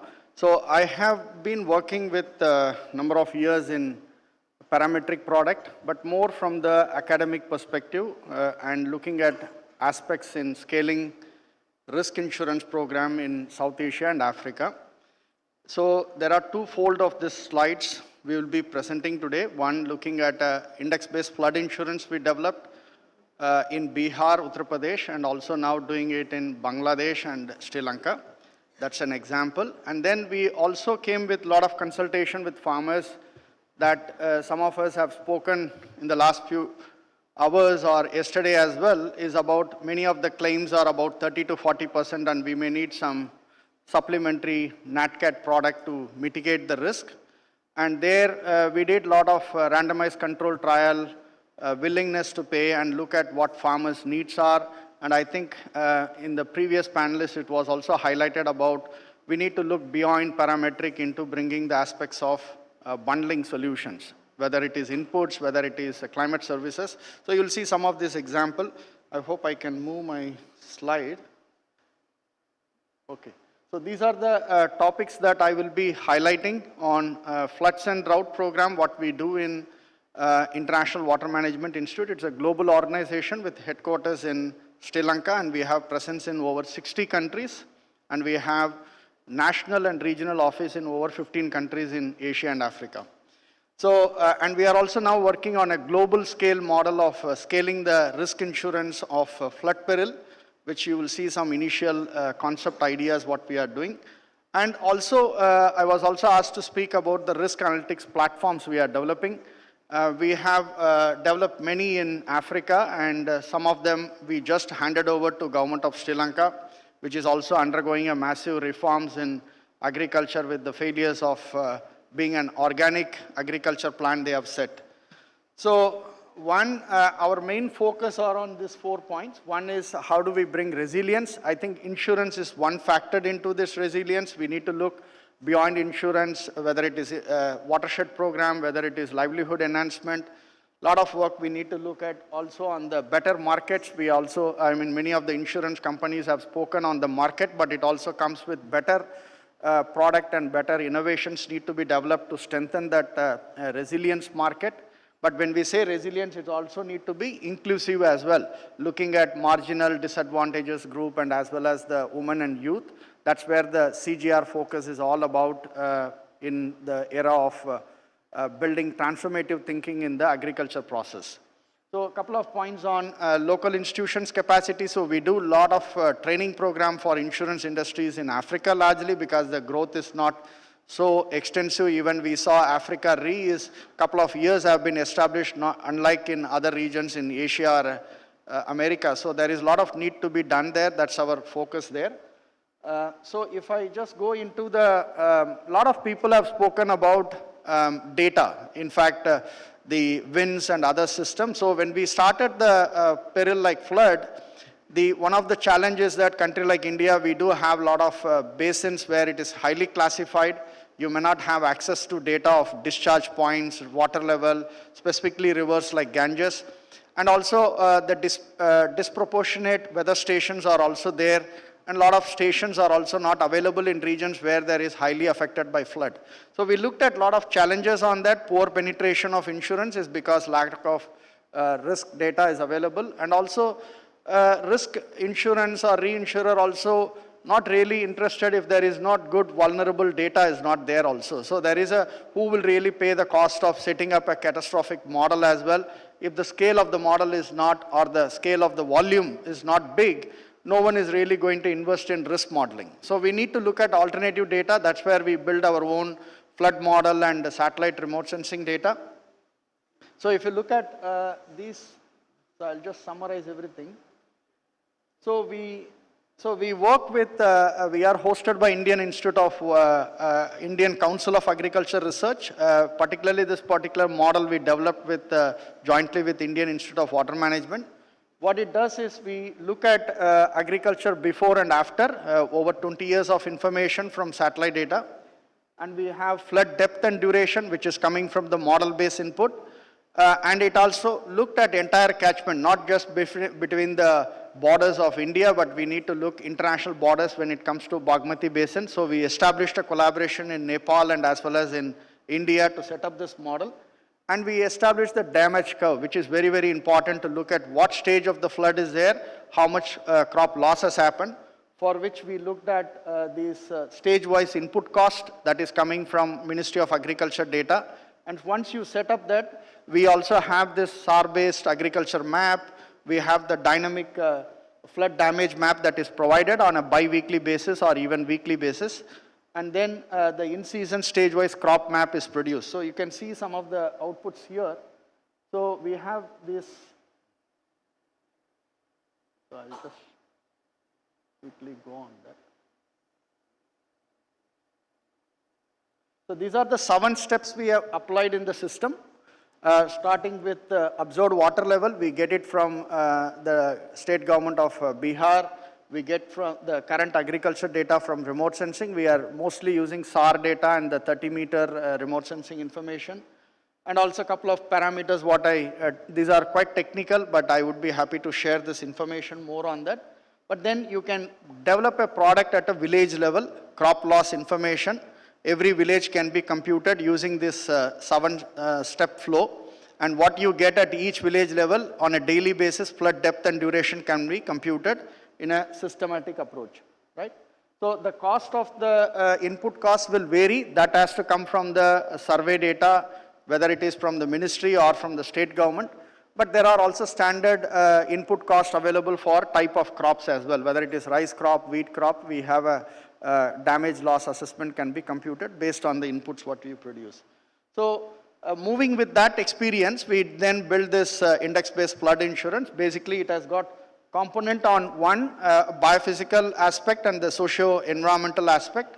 And then we work with the various reinsurer, particularly with Swiss Re, and also started with the product with the AIC in early 2016. And then we work with HDFC, Reliance, and also with Tata AIG. That's where I met Ajay Singh.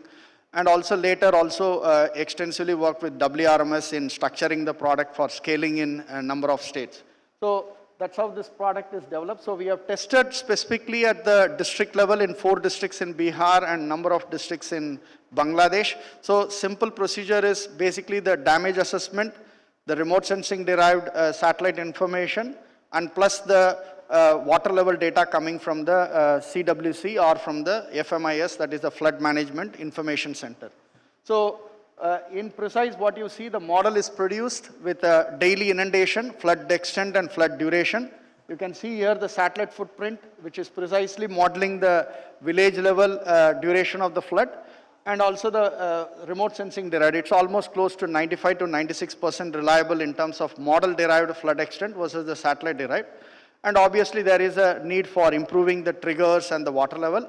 One thing we also need to be clear here is when we make this village specific, it can be systematically institutionalized within the PMFBY itself. Like we are talking about localized peril, seasonal impact. So the satellite technology can quickly map this extent of inundation and the stage of the flood what we are talking about, right? So this is the first time that was rolled out. The former union minister was there to review this product, and then 2,000 plus households were received this particular flood insurance product.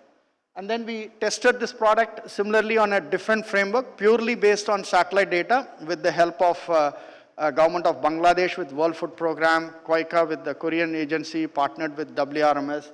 And again, we provided during the time of pandemic, all the farmers received in their mobile bank account. Bangladesh is quite popular in receiving the payout in mobile bank.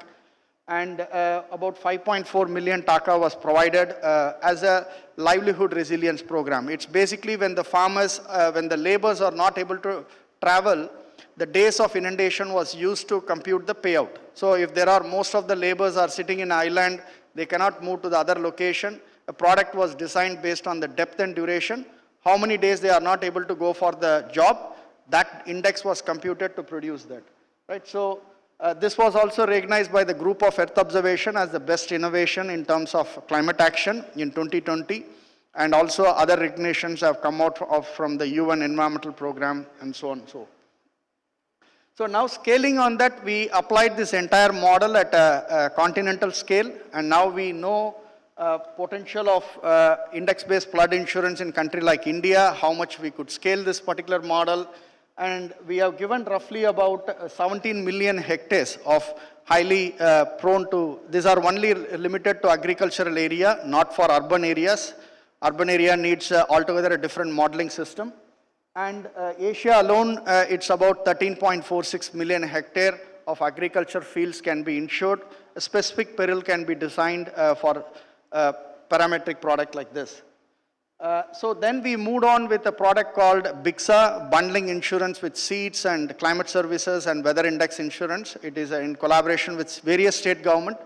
And we know there is a clear technology trap exists in many rural systems, whether it is access to loan, whether it is access to right inputs, or even for that matter, access to the literacy also. The financial literacy is quite weak in many parts of the region. So we came with bundling seats. So we partnered with seat companies, specifically with the Borlang Institute of South Asia Studies, and also with ICR. For example, the Swarna Sub 1, which is a flood-tolerant rice variety, which is resistant to close to 11 days, were introduced with farmers, and add-on weather index insurance was provided. The idea was to reduce the premium cost if the farmers are provided better input and better management practices. This has been rolled out. And you can see again, WRMS helped us in establishing the weather center, enrolling with the farmers there, and we have these bag have been given as a marketing tool to ensure awareness is reached out to most of the farmers. That's agriculture input is a vital input to begin the agriculture management. So we came with 4 varieties of seeds from various partners and rolled out. And again, former union minister for this Ministry of Livestock Ministry was there, happened to be in Bihar. He was briefed on this particular program. Likewise, we have already rolled out successfully in Sri Lanka, where the model has been adopted by Agrarian Insurance Board for the last 2 years, and it has been rolled out mostly for the maize and rice varieties in Sri Lanka. Just to highlight on the platform, given the limited time, we have various developments of digital innovation, whether it is the long legacy we have on the South Asia drought monitoring system, which is just launched with the SARC Secretariat last month, and it is now being used by 6 countries in South Asia. We have the earth observation data for agriculture insurance platform. 6 insurance companies in Sri Lanka is utilizing this as a farm tracker. Risk analytics information has been produced on this. We have the link here, you could go through. GeoGovia is one such innovations we developed for government of Sri Lanka, just banning on agriculture that started use of fertilizer. We now have 1.3 million records, and the cash grants have been provided using this system to benefit over 4 billion LKR rupees have been given to the farmers who have been impacted by this decision taken by the political when it comes to organic use of fertilizer. So there are other innovations we are developing. So these are some screenshots of the platform, how it looks like. The link is provided. You can take a look and see what opportunities you could align that with the going forward with the PMFBY. I just want to highlight this last slide. This is another new initiative we are launched already in Africa and also in Philippines, called Aware Platform, which is a single stack multi-stakeholder platform built in Amazon, early warning, early action, and early finance. So the idea is, despite earth science institutions have grown in terms of improving the seasonal forecast or sub-seasonal forecast, the rest of the line department, increasing the lead time is quite challenging because the institution doesn't know what to do with providing this early warning information, what actions they are supposed to do. So this is a rule engine, an accountability framework is established within the cloud system, where the decisions have not been taken by an institution, the higher officials will know that no decisions has been made despite the information is available. So that brings some sensitivity of engagement of all the state level, district level, but there is a procedure that is being now adopted in Zambia and Senegal, that the institutions have to be more proactive of having this peril information, and then how do you tackle with early finance. So there are contingency funds, a lot of other calamity funds module will be developed in the tool like early finance. So with that, I stop here. Thank you again for giving this opportunity.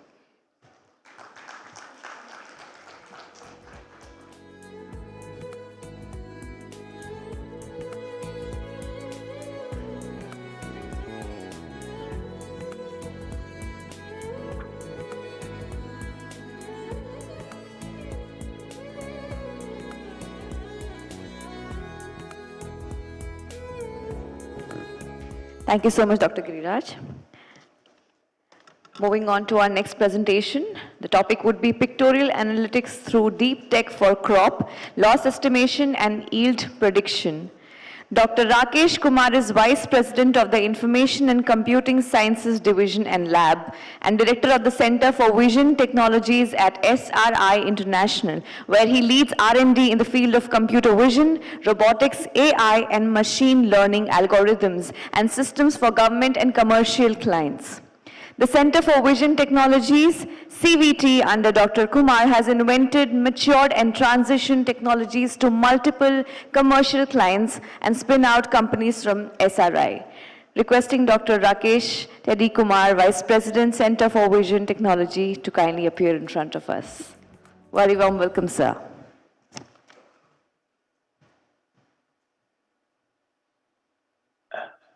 Hello, can you hear me?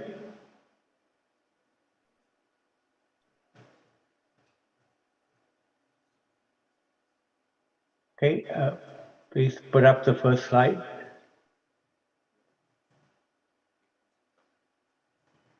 Dr. Bikram Sen Gupta is going to conduct it from here, and he is present virtually, so requesting Doctor to take over as well. Sure. Rakesh, you may begin. Okay, I don't see the slide on, yeah, great, I see it now. Thank you. Okay, thank you for inviting us to present over here. And it is a joint presentation along with Dr. Bikram Sen Gupta from Wingshare and my colleague, Mr. Supan Samaskera from SRI International. We'll be talking about pictorial analytics through deep tech for crop loss estimation and yield prediction. Next slide, please.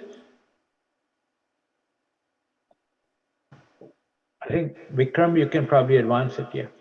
Okay, so SRI, we used to be Stanford Research Institute, creates world-changing solutions to making people safer, healthier, and more productive. We were the company where the first internet node was done a long time back. Internet, you know, we were one of the pioneers for internet when it started. Recently, we developed Siri. If you use an iPhone, you'd be using Siri. That started from our company. Some of the other recent things we've done, we've developed Symphony, which is an automated chemical drug discovery system. Motorbot, first autonomous motorcycle riding humanoid robot. Or we have the Polar Parker solar probe, seeing the sun. We have cameras on the satellite which are going around the sun right now. We've developed speech recognition. If you are speaking on your phone and the computer is recognizing what you're saying, you might be using speech recognition by Nuance, which is a spin-out from us. We are an independent, mission-driven, non-profit research organization. And please go to the next slide. So we invest in big ideas to create world-changing enterprises with advanced intellectual property, capital, and technology transfer. And in this case, we have been developing key technologies in computer vision, AI, and augmented reality, which can be applied for farm and crop assessment. We've developed augmented reality-based solutions to guide the farmer on the smartphone to do 2D and 3D mapping using their phones, do image analysis using AI for crop analysis, and then machine learning for yield prediction. And we are working with Wingshare. Wingshare is a US and India-based deep tech company, and it's a spin-out from SRI, just like Siri was a spin-out from SRI.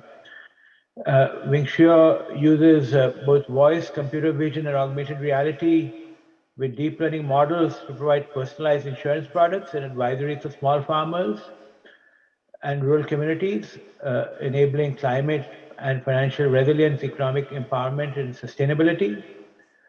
India is a prioritized market for Wingshare, and we, SRI, are right there with Wingshare to make sure we can work with you and the Indian government to, you know, be resilient to give resilience to the farmers. Okay, next slide. So we've been developing a lot of technologies on pictorial analytics. This is just some examples of things we've done in other fields. Like we developed systems for traffic flow monitoring, which are deployed in the US all over. We developed systems for healthcare, like for instance, MRI for breast cancer, again deployed in many hospitals in the US. Recently, we've been working in construction using augmented reality to verify if construction is being done according to design. So the point of the slide is to say that computer vision now is advancing quite rapidly, and it can be used to draw inferences from images and videos in real time to improve decision making across industries. And you'll see in the next slide how we are applying it for crop assessment. So I'll turn this over to Vikram now. Yeah, thanks, Rakesh. So with that background in place, let's move on to the goals of this project, which really rely on a farmer-first approach to building trust, which we feel is very critical, building the farmer's trust in insurance. And we do that by building tools and equipping the farmer with those tools to manage livelihood risks, to personalize products and services which are available to the farmer in their local language via voice bots and via conversational systems. And we do this not only for to standardize the digital distributions of insurance products, so it's not only at the point of purchasing insurance products, but essentially the goal is to make farmers a key stakeholder in the entire process of insurance, including the submission of claims, collection of damaged crop images at the point when weather events strike. And those images are collected from the farmers' smartphones, and they are run through our deep learning platform, which is able to accurately identify the parts of the crop that have got damaged. And using that, we hope to be able to close claims quickly and have accelerated payouts. So we believe that this model can really disrupt the existing approaches to insurance, which are often not very efficient and not transparent, besides drastically reducing costs, improving market access, and reducing the turnaround time. Now, with reference to the other point that was made in the panel discussion, that not the entire burden should be left to insurers, we do agree with that. And we also have mechanisms for helping farmers reduce risks in the first place by promoting climate-smart agricultural practices that can help them with climate adaptation as well as mitigation, and essentially empower them in their roles as stewards in the fight against climate change. So essentially, as you can see, our goals rely on the sort of the pillars of digital inclusion and financial inclusion on the one hand, and food security and sustainability on the other. So Rakesh presented several examples in which SRI have been involved in developing deep technology solutions involving pictorial analytics in various domains.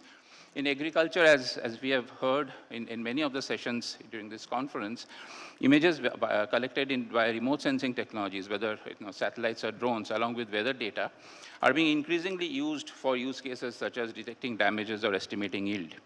And we all heard, we had a lot of good discussions around ES Tech, and we are certainly supportive of that line of research, with the observations that based on the kind of satellites you're using, we could run into challenges of both poor temporal resolution as well as spatial resolution. There could be some cases issues of cloud cover, lack of ground truth. When we look at drones, some of these challenges might be addressed, but then monitor at a farm level, which is what we are interested in, really focusing on individual farmers. At a farm level, using drones on a continuous basis during the cropping season might not be economically viable. So what we have been focusing on right from the beginnings is how we could sort of complement all of these is by crowdsourcing high quality and high volume data using farmer smartphones. So we are relying on the increasing smartphone penetration in the rural sectors, which have touched almost 70% in the last 2-3 years. And those images which can be collected on the farmers' smartphones are then curated via pictorial analytics. And we believe that this can provide us with a very robust, low-cost, scalable approach and scalable foundation for damage detection and yield prediction. We are also very happy to note the alignment between this line of thought and CROPIC, which was also mentioned in the, during the conference. And we feel that these are certainly in alignment, but in our approach, we are essentially relying on the farmers themselves. We are not relying on external agencies appointed by implementers to go out and collect the photos. Our whole approach is essentially focused on building tools that the farmers can themselves use with the right kind of guidance so that these photos can be collected at scale in a very standardized way. Now, that does not mean that others cannot use it. We can certainly also put it in projects where there are other partners who are wanting to use it, but our focus has always been farmer first. So I'll request Supun to present the next few slides. So basically, following on to what he was saying, we have this phone app-centric approach to doing our processing. So at one end, there's an app on the phone that can guide the farmer to go take pictures of both crop growth and crop damage. And because it's phone-based, this can be distributed across large number of farmers to have a scalable approach to the solution. At the other end, that data then gets transmitted to a crop health repository where the data analytics can take place in a centralized fashion to actually assess the data for damages. So if you look at the steps, the first step is the phone app actually guides the farmer to do self-assessment of the crop damage using augmented reality. That data gets passed along to the back-end servers, and an AI-guided advanced image analytics of crop damage and crop growth takes place. And that can actually provide an accelerated claim settlement through that assessment process. Next slide. So just to get into a little bit of details, so if you look at the front end, our app is able to guide the user to different parts of the farm to take pictures. And not only can you guide to the location in the farm using the smartphone, but we can then guide the farmer on how to take the picture, what angle to point the cameras, what to look for around the plants, and provide that guidance. So the pictures the farmer takes actually is usable by the back-end systems for the analytics. So that allows us to get good set of data that can be used for the downstream processing. And as part of the app, we can also do language customization for so different parts of the country where you need different languages. The app can guide them through that. If you go to the next slide. So getting into a little bit of the back end. So we have developed deep learning algorithms to automatically detect existence of damage and healthy crops in soil, water, and foreign objects. So again, as I was saying earlier, through multiple photographs in the farm, we can get a comprehensive sense of the damage to that specific farm. So again, this is not at a macro level or village level. This is at a farm level analysis. So then we can develop statistical models based on these multiple images across the farm on the extent of the damage to the crops. And such tech-driven farm first approach removes the requirement for the physical surveys that takes place today. And we also think it improves and enhances the transparency that can drastically reduce the claim settlement time. So then to get into a little bit more detail of our approach, so if you look at the top left image here that shows some damage, our deep learning algorithms can take this image and categorize different parts of the image as foreign objects, water, soil, damage, healthy or background by looking at the picture. So to do this process, we have actually Wingsure has set up the infrastructure back in India right now to collect curated data to bootstrap the system. I think there's over 36,000 images collected so far across 7 crop types, over 700 fields in 5 states. So this has helped us bootstrap our algorithms. That the hope is as we deploy this to farmers and as they collect more data, we'll improve the algorithms on a continuous basis. And that process also allows us to adapt to continuous climate change and variations that can occur at a farm level. If you go to the next slide. So our original focus has been on the damage assessment, but this same process we think can be used for crop yield prediction as well.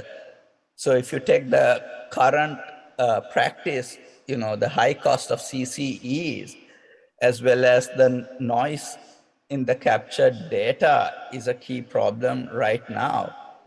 At the other end, I think there's quite a bit of discussions, as you have heard throughout, using of the satellite data and weather data in doing some of the analytics, right? But one of the key aspects of that is the fidelity of that data only allows you to do more macro level decisions at village levels or larger right now. While the drone data can fill that gap, we still think logistically it's an expensive proposition to do continuous assessment with drone data. So we think this crowdsourced approach where the farmer is in the loop is a good way to bring in this additional set of data to do the crop yield assessment. This does not mean you get rid of the satellite data or the weather data or the drone data. All these can be incorporated within the deep learning methodologies that we have been evaluating to do the yield prediction. At the beginning, of course, you will need some amount of curated CCE data that we have validated that gets used for the training of such systems. But if you go to the next slide, the hope is as this digital marketplace grows, you can really use digital point of sale data to enable this process and continuously adapt as things change. With that, I'll hand back over to Bikram to continue. Thanks, Supun. So to summarize, I think what we are really advocating is an integrated approach. I think each stream of data, whether it's satellite or whether it's smartphone-based or whether it's coming from drones or weather stations, each stream of data has its own advantages with some limitations.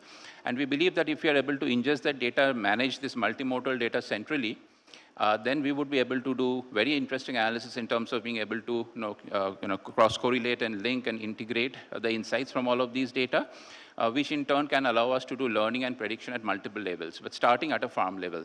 And all of these could power a lot of use cases. We talked about damage assessment and yield prediction.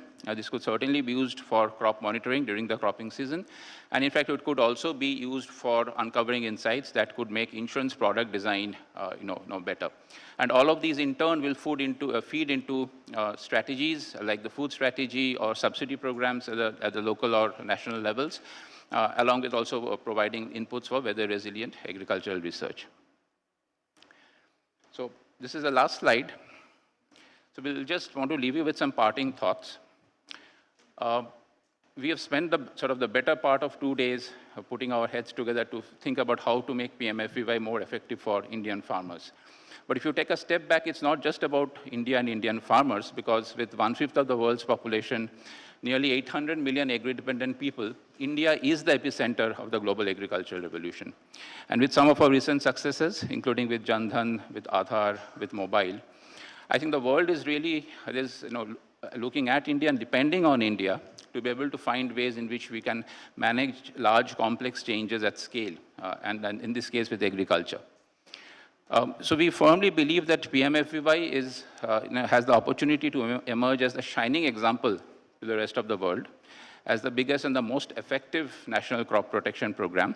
And in fact, it can change the whole narrative of insurance being just an instrument for risk management to agents that could really life-impacting agents for change and for protection. And we are also firmly convinced that the deep technology platform that is needed to drive these industry-scale standardized processes with the farmer at the center is now firmly within our reach.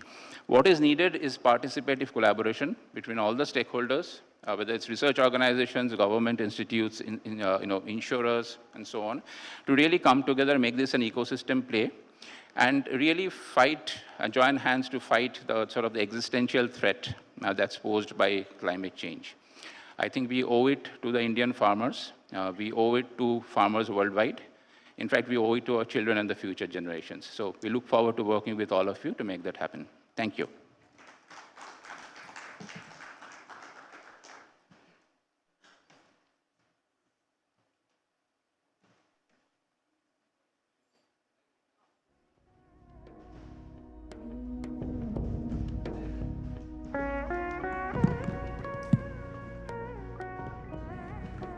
Hello.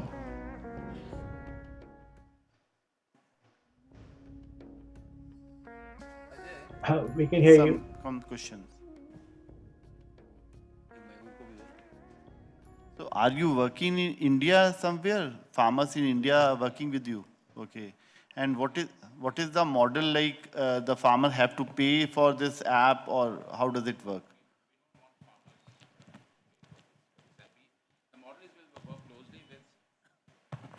With insurance companies and with government agencies, but our final end user is really going to be the farmer. Okay. So the apps that we are developing is keeping the farmer as the user in mind, although potentially it could, to begin with, it could also be used by others who are making field visits and collecting photos. So is any insurance companies working with you in India? We have partnerships with a number of insurance companies, yes. And in what capacity are you partnering with them? What is the model? What you provide a service of crop health monitoring, or what? So what we will be providing is the app for farmers, and then essentially the digital distribution of insurance products of the partners the insurance companies will be working for. And then the service that we'll also be providing is the claim settlement service, which will be powered by the deep analytics platform that we talked about, where based on the photos taken by farmers, we could analyze those photos and then provide insights to the insurance companies. Insurance companies typically send assessors when there are localized damages, for example, right? They would send surveyors out to the field. And that is a logistical nightmare. And they'll go there, they'll have to take photos. There's a lot of ground level bias and other interference that they'll have to deal with. So we want to rely on technology. We want to equip the farmer, essentially, give them ownership of that process so that they are collecting the evidence and we are guiding them in terms of collecting evidence. But then the assessment of that is done by technology in a very transparent manner. That will be shared with the insurance companies. And we hope that in many cases, as the technology gets better, a lot of the payouts can happen automatically.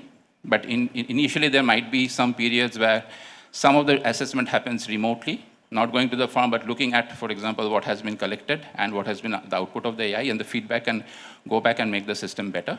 But eventually, that's the model. Has there been a actual payout made by an insurance company on the basis of the assessment that you have done? No, we are just starting. We are, in fact, doing pilots, and we are looking for more opportunities to do pilots with everyone. And in fact, we have been talking to Dr. Murthy. We are very interested in doing pilots with MNCFC, and we certainly need your support for that. I think one of your experts visited MNCFC, a French guy, about 10 days back. So he has showcased briefly, very brief meeting. I asked him to connect with you and make a detailed presentation. That is one point. The second point is that, no doubt, this has got intrinsic potential to integrate with the system of crop insurance. One of the key points is that till the time your back-end library is strengthened, its potential is not realized. So that means at the back-end library means all kinds of crop risks, all kinds of crop database should be there at the back-end, because it's basically artificial intelligence solution. That is one point. Till the time your back-end library is ready, its applications are not fully realized, point number one. The second point is that for different crop risks, it is not flood and drought alone. It is aphids, sucking pests, eating pests, diseases. So the protocols have to be developed for different crop risks, how the farmer should take the photograph. Because the way to take the photograph is not same for all the risks. This is one important challenge. Of course, this can be done. It's not that it cannot be done. So protocols have to be well defined. So if these I may are the respond. two key points. And once this is addressed, I think system is good. So if I may respond to that, I agree with you on both the points. But the first point, we are not building one crop library. The model that was shown briefly by Supun, it's a model that has been built for cotton when it's in an, when it's growing with inundation. We have a very different model for wheat that has been damaged by hailstorm. So this is AI system, right? So the entire context changes when you move from crop to crop, from damage to damage. And even within the crop, as it's growing through the cropping season, the model that you need for wheat before, when the tillers are coming out to when you do post-harvest, those are very different models. So we are, models are sort of crop, the combination of crop, peril, and growth stage, that is what defines a model. To your second point, absolutely. So the photos have to be taken, keeping the crop in mind. We have agronomists in Wingshore, so the guidance that we are giving the farmers is not like one single guidance that applies to all crops.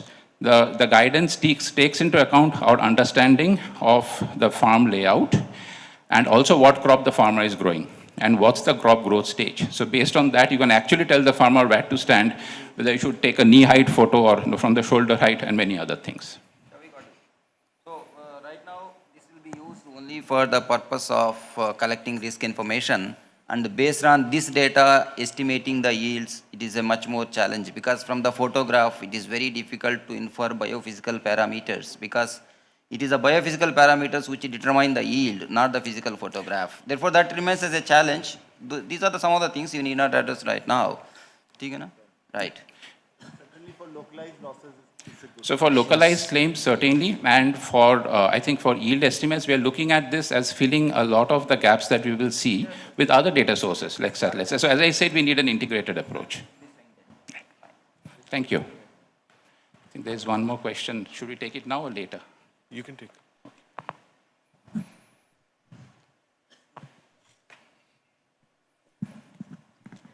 Thank you very much for a very interesting, very exciting technology as well.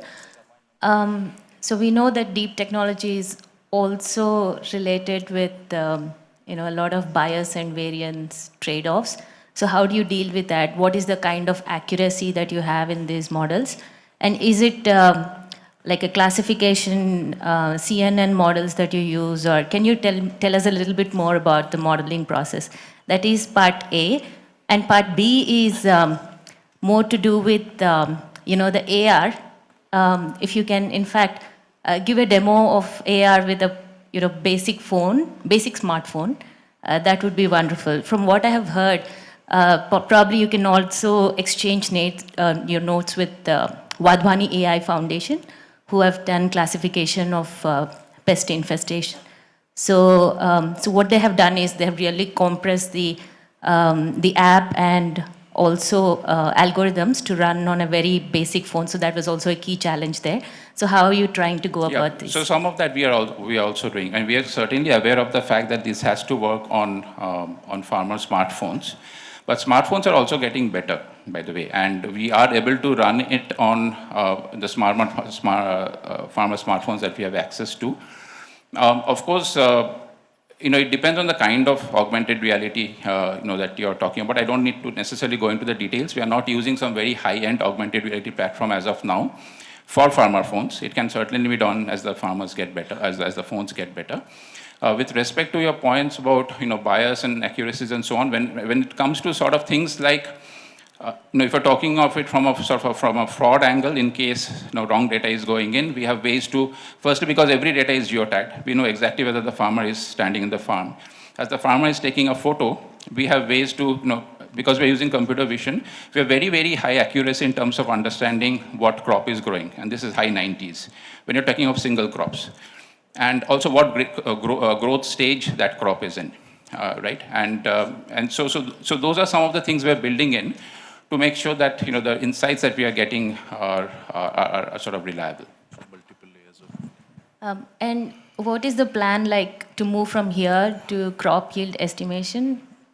how are you planning to go about it? Yeah, so as we were saying, for crop yield estimation, we want to see this emerge as an important source, a complementary source to all of the other approaches that are being tried out. So for example, satellite images, right? They are being used for yield estimation, but typically that can be done, that can help with estimate the yield over a wider region, maybe at a district level and so on.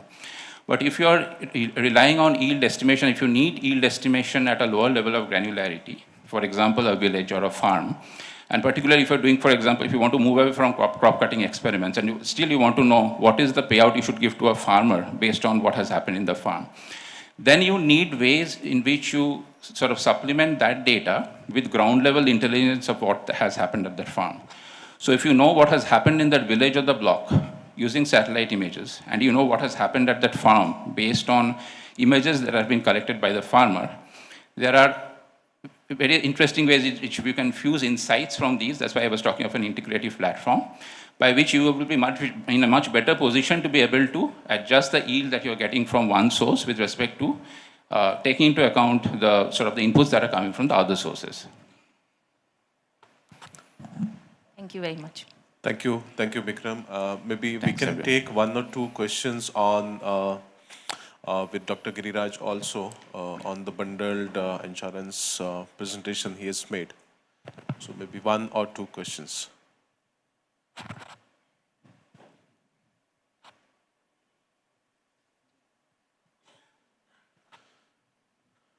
No questions, so maybe then we can close this Q&A session and start with the next presentation.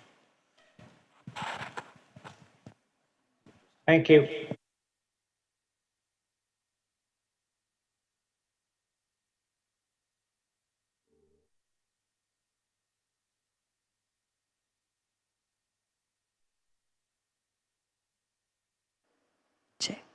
Thank you so much for all the questions. So now we will be beginning with our group sessions. As you all know that yesterday we had concurrent group sessions. So requesting group 2 to kindly come on the dais and do the presentation. Thank you.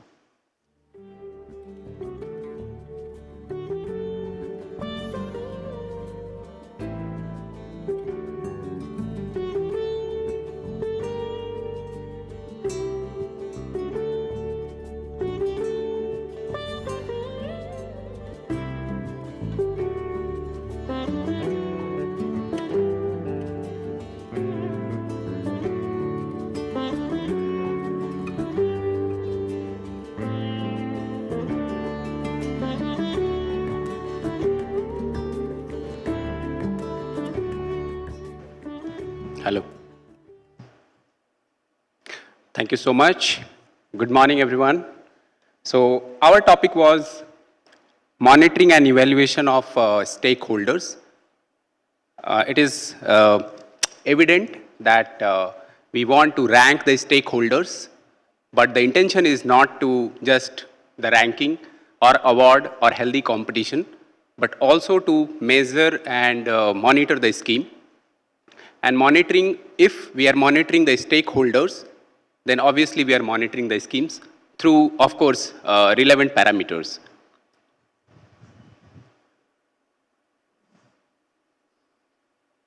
So there are 4 key stakeholders which have been identified to be ranked to start with: insurance companies, state governments, CSCs, and banks. I'm just rushing through these slides because they have been discussed already once. So just to set the context, I'm using them. The discussion will come after 3-4 slides quickly. So the states are of different size, and they have, the larger and smaller states have advantages and disadvantages over each other. So here the idea is to categorize them into 2 parts, 2 buckets. One is category A, another is category B. Category A states are those which are having gross cropped area more than 5.5 lakh hectares, and rest all are falling in category B. Further, category A states are divided into 2 subcategories. Category A1 are those states where area insured is more than 40 lakh hectares, and rest are in A2. And thus is the 2 categories, and then A has 2 subcategories as well.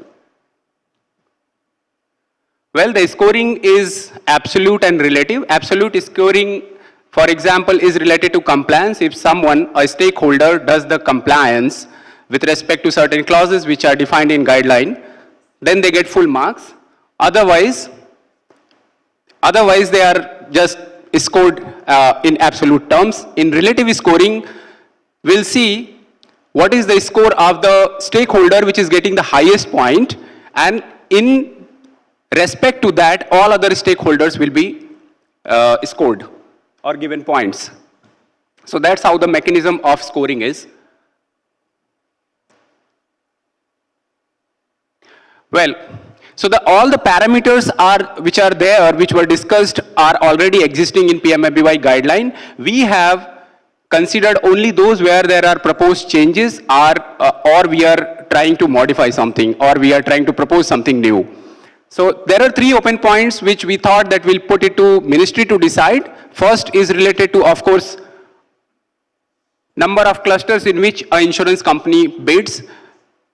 In this case, all the large companies, or which are having larger or considerate number of GWP in PMFBY, they will have advantage over smaller companies. So we thought that rather than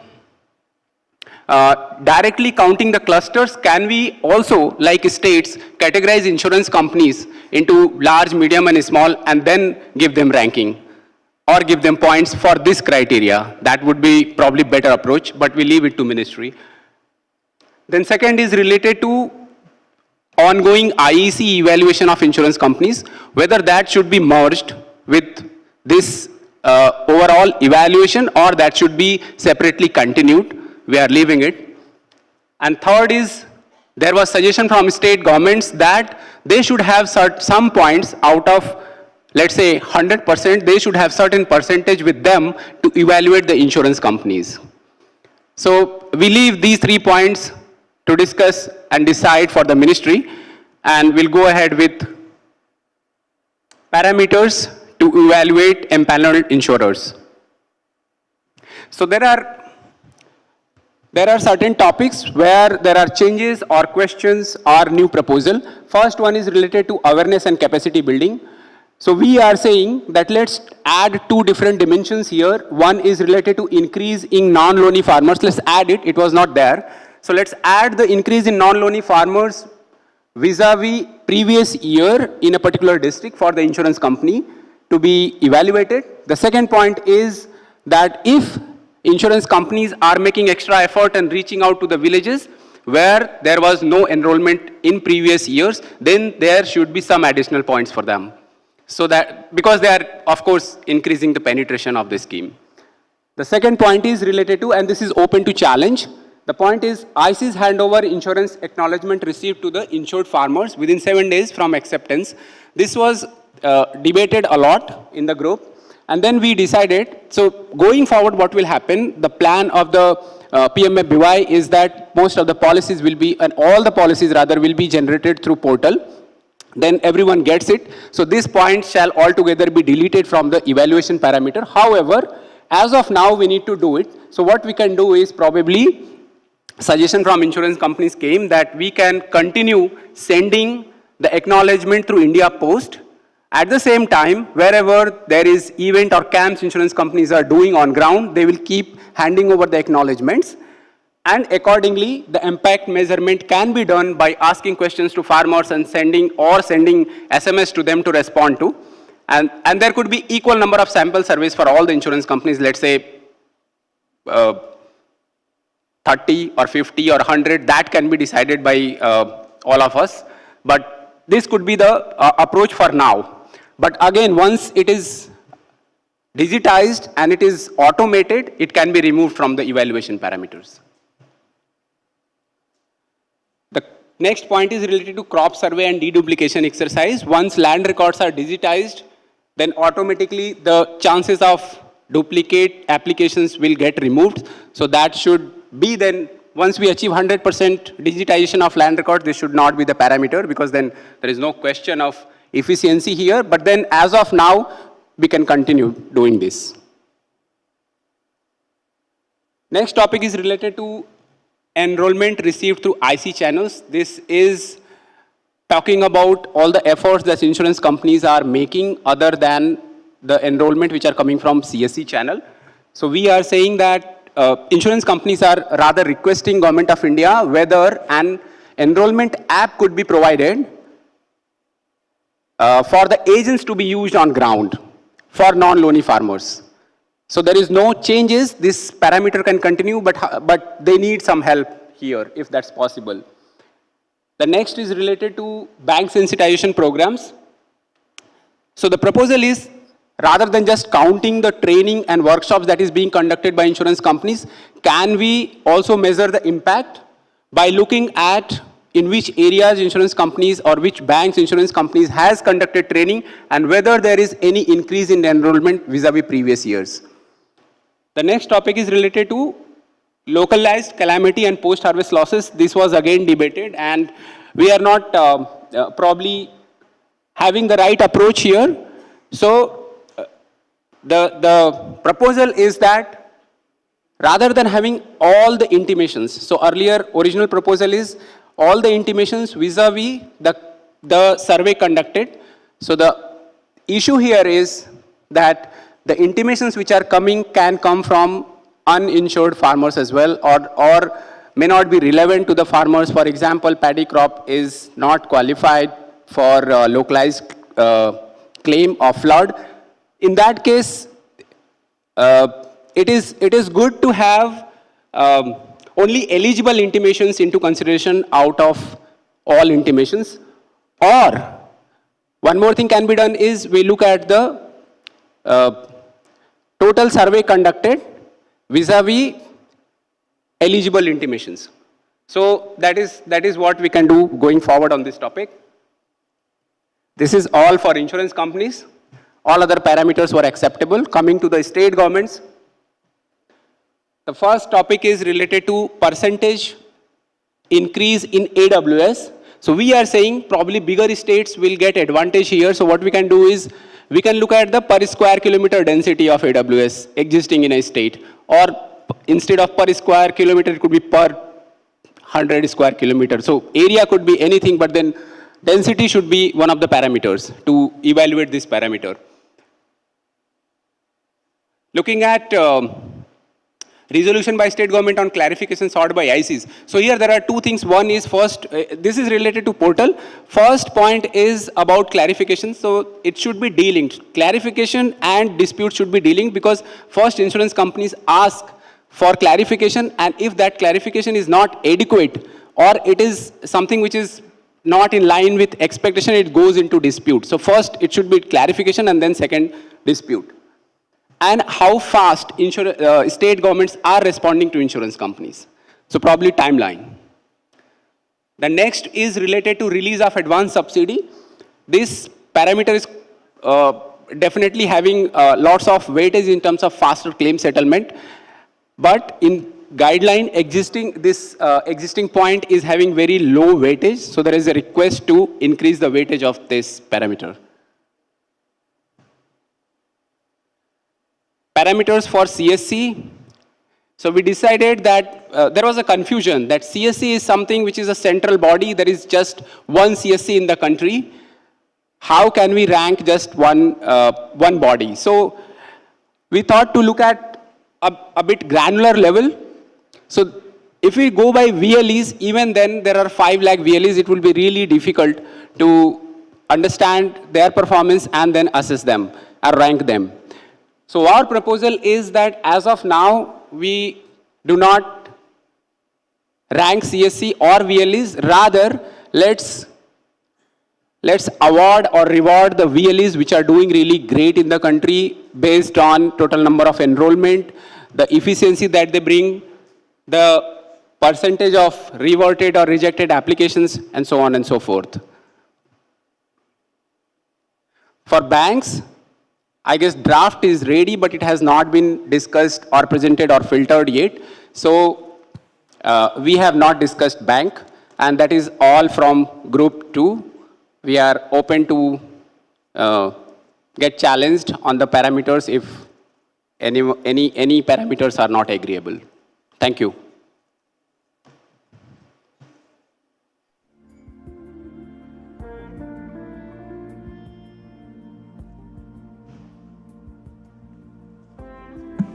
We can have questions on this presentation. So if any question is there from the participants, please ask. Arun, I have a question to you. You said for localized claims, that's for ICs, intimations of ineligible farmers shall not be considered, but that's, how can it be a part of the ranking? That's something a farmer is giving an intimation, it is either accepted or rejected, but that cannot be a criteria for ranking. How can it be a criteria for ranking? That's what I want to know. So how can it be to answer that? So we can remove it, that is first this thing, but how can it be? The logic is that settling or resolving the localized claims or post-harvest losses claims should be one of the priority area for insurers. And if you are measuring and yeah. I'll just come to a point. There's an X state gets 100 intimations. It has been seen in a number of cases, especially where intimations are heavy. Some of the farmers, they don't understand exactly that which calamity is to be mentioned, or they may be uninsured farmers. But that's something which is coming from the farmer. So an IC cannot be ranked on the basis of that. That's my opinion. The idea, ma'am, is that we are looking at only intimation and survey, not the claim settlement here. No, I'm not talking about what I'm trying to say. Your KPI or your criteria for ranking has to be, has to be something which cannot depend upon other factor. If something is being committed by the farmer, then how can it affect the ranking of the IC? That's what I'm trying to say. You're saying, the farmer gives a wrong intimation and the IC rejects it. If it is a wrong intimation, it is rejected, then, I mean, that shouldn't influence the ranking. That's what I'm trying to say. Yeah, understood. That's a quality check. Probably the spirit is, we can further debate on it. Probably the spirit or intention here is we are looking at localized claim and post-harvest losses as a service to farmers. And if they are coming up with something, they are coming up with a request, Arun, we should respond. I would like to interrupt here. Yeah, please, Subhashish, go ahead. So, ma'am, we were in the same group. We discussed a lot about this parameter because, see, the current assessment process says number of intimations versus survey. This would be the ranking parameter. Okay. So we said that there are lot many intimations of pest and disease which doesn't qualify for the surveys. So those are outrightly rejected. Okay. So we said that only eligible intimations for localized claims or post-harvest claims should be considered for against the surveys. We are not saying, see, ma'am, everything written in OGE for an insurance company is compliance. And we never miss or try our best to comply the guidelines. So all surveys are done on field. But the current assessment process which is written in guidelines is the number of intimations versus survey will be the assessment parameter. So we are asking for tweaking it. And we are saying that number of eligible intimations versus survey should be can be a parameter for assessing the insurance company. So you want to say that number of surveys attended by the company? Eligible. But I think surveys conducted for eligible only. That's what I'm saying. That's what I'm saying. लेकिन ratio तो same ही आएगा, फायदा क्या हुआ इससे? नहीं sir, जिस जगह पे अगर पेस्ट एंड डिजीज की ज्यादा इंटीमेशन है, मैं कह रहा हूँ फिर भी रैंकिंग वही रहेगी, उसमें अंतर नहीं पड़ेगा पॉइंट्स का. नहीं सर, ऐसा पास्ट में हुआ है कि सर्वेज आए हैं, कुछ कंपनीज ने नहीं करे हैं survey. That is the difference. कैसे आएगा? Right.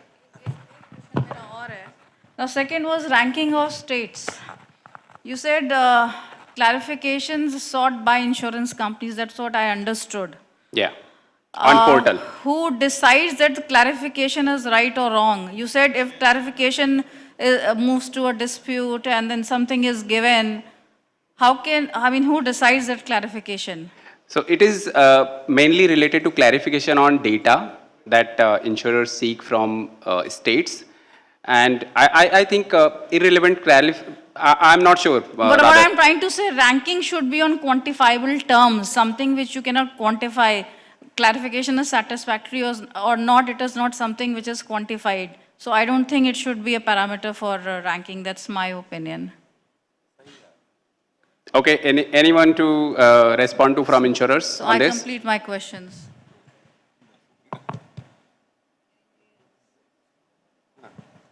No one?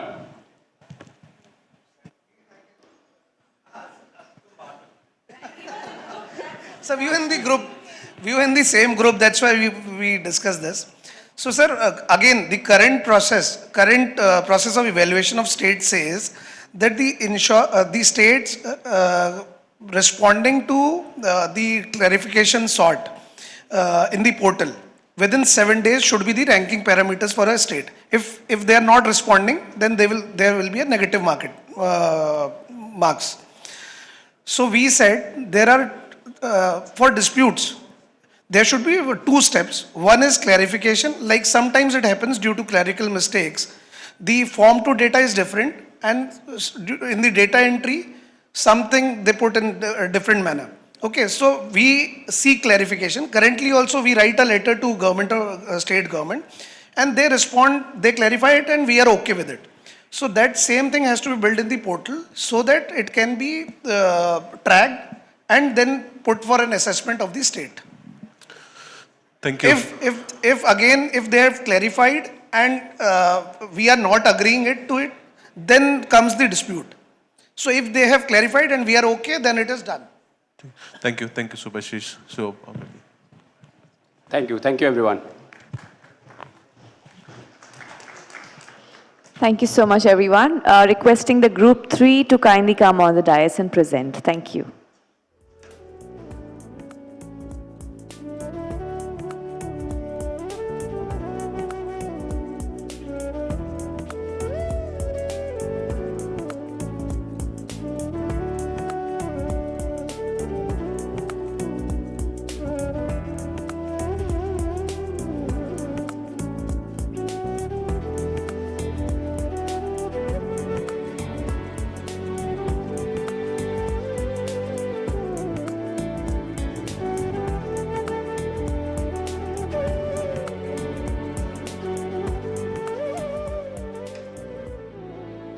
Yeah, hi. We as a group were asked to review and discuss basically how the conceptualization and execution of weather infrastructure, which is what we are calling as weather information network and data systems, will work. And what are the considerations and what are things which need to be taken into account to ensure a very good and robust data network, which is useful for both PMFBY and weather-based crop insurance, can be set up. And how the relationship between state and center and in the PMFBY ecosystem will help in increasing and improving this network and ensuring that it is maintained well. So these are the points which we've discussed, and we have basically divided the presentation in various key topics which we need to take into account in setting up winds, and also what are the discussion points in those topics and what are suggestions of the group on those points have been taken into account. So I will take you through the first 3 slides, and then Swapnil will be talking about the rest of the 3 slides, basically taking each of these topics or subtopics within winds which are required to be considered or taken into account while setting up winds. Next slide, please. Okay. So, I mean, we have not kept the context setting presentation here, so I'm straight away jumping to the slides which we have discussed. And so this was about data, network, and infrastructure, since the first thing you need to do is obviously set up the network of a weather station. And what sort of considerations and what are the key subtopics in this is basically granularity at which the installation should happen and what sort of granularity should be there in each of the state. And so the discussion point, the key question was whether to be done at administrative unit level or there should be grid squares of a couple of kilometers or 7-8 kilometers. it should be done at an insurance unit level or at a Gram Panchayat level. These can be different in different states. So insurance unit may not necessarily be Gram Panchayat. So the discussion was whether it should be at an insurance unit level or at a Gram Panchayat level, and how the existing network should be utilized. I mean, what is there are current network, the current stations which every state has, in some cases owned by state and operated and maintained by state, and in some cases under a data sharing code, BBB arrangements which are there. So suggestions which have come from the group members, and all the members of the group have given their points in this. Mapping of existing network should be done by the respective state governments, because they are aware about what their current network is. So they should be actually giving the details of their current network, including locations, coordinates, and at what level these are installed and what sort of devices are installed. And it can be a two-tier structure as far as identification of where the installation or units at which the installation should happen. So considering the cost, again, installation of ARG at a Gram Panchayat level is what has been suggested, and irrespective of the insurance unit, this has been suggested that ARG should be installed at a Gram Panchayat level, and AWS installation can be at the tehsil level, because you need lesser number of them due to homogeneity in temperature and humidity patterns. And this granularity can be changed keeping in mind local topography and requirements. Again, if we take an example of Himachal Pradesh or areas which have terrains which are undulating or have a lot of mountainous regions, then you might need a different infrastructure, different granularity for all sorts of data, including temperature and humidity. So that has to be taken into account. And AWS granularity can also be decided based on the scheme. There was a suggestion that probably in WBCIS, mostly it came from Maharashtra government, where they're saying that for WBCIS, they might need a more granular structure for even temperature and humidity and wind data sets than tehsil level stations, as far as AWS is concerned. So between ARG and AWS, whether AWS should be installed at a lower granularity may also be decided on the basis of whether how robust or how big is the WBCIS program in the state. In terms of sensors and hardware, again, it's a very important element, and since we were taking suggestions on the decision making on this rather than actually what sensors to be used or what, I mean, that's more technical question.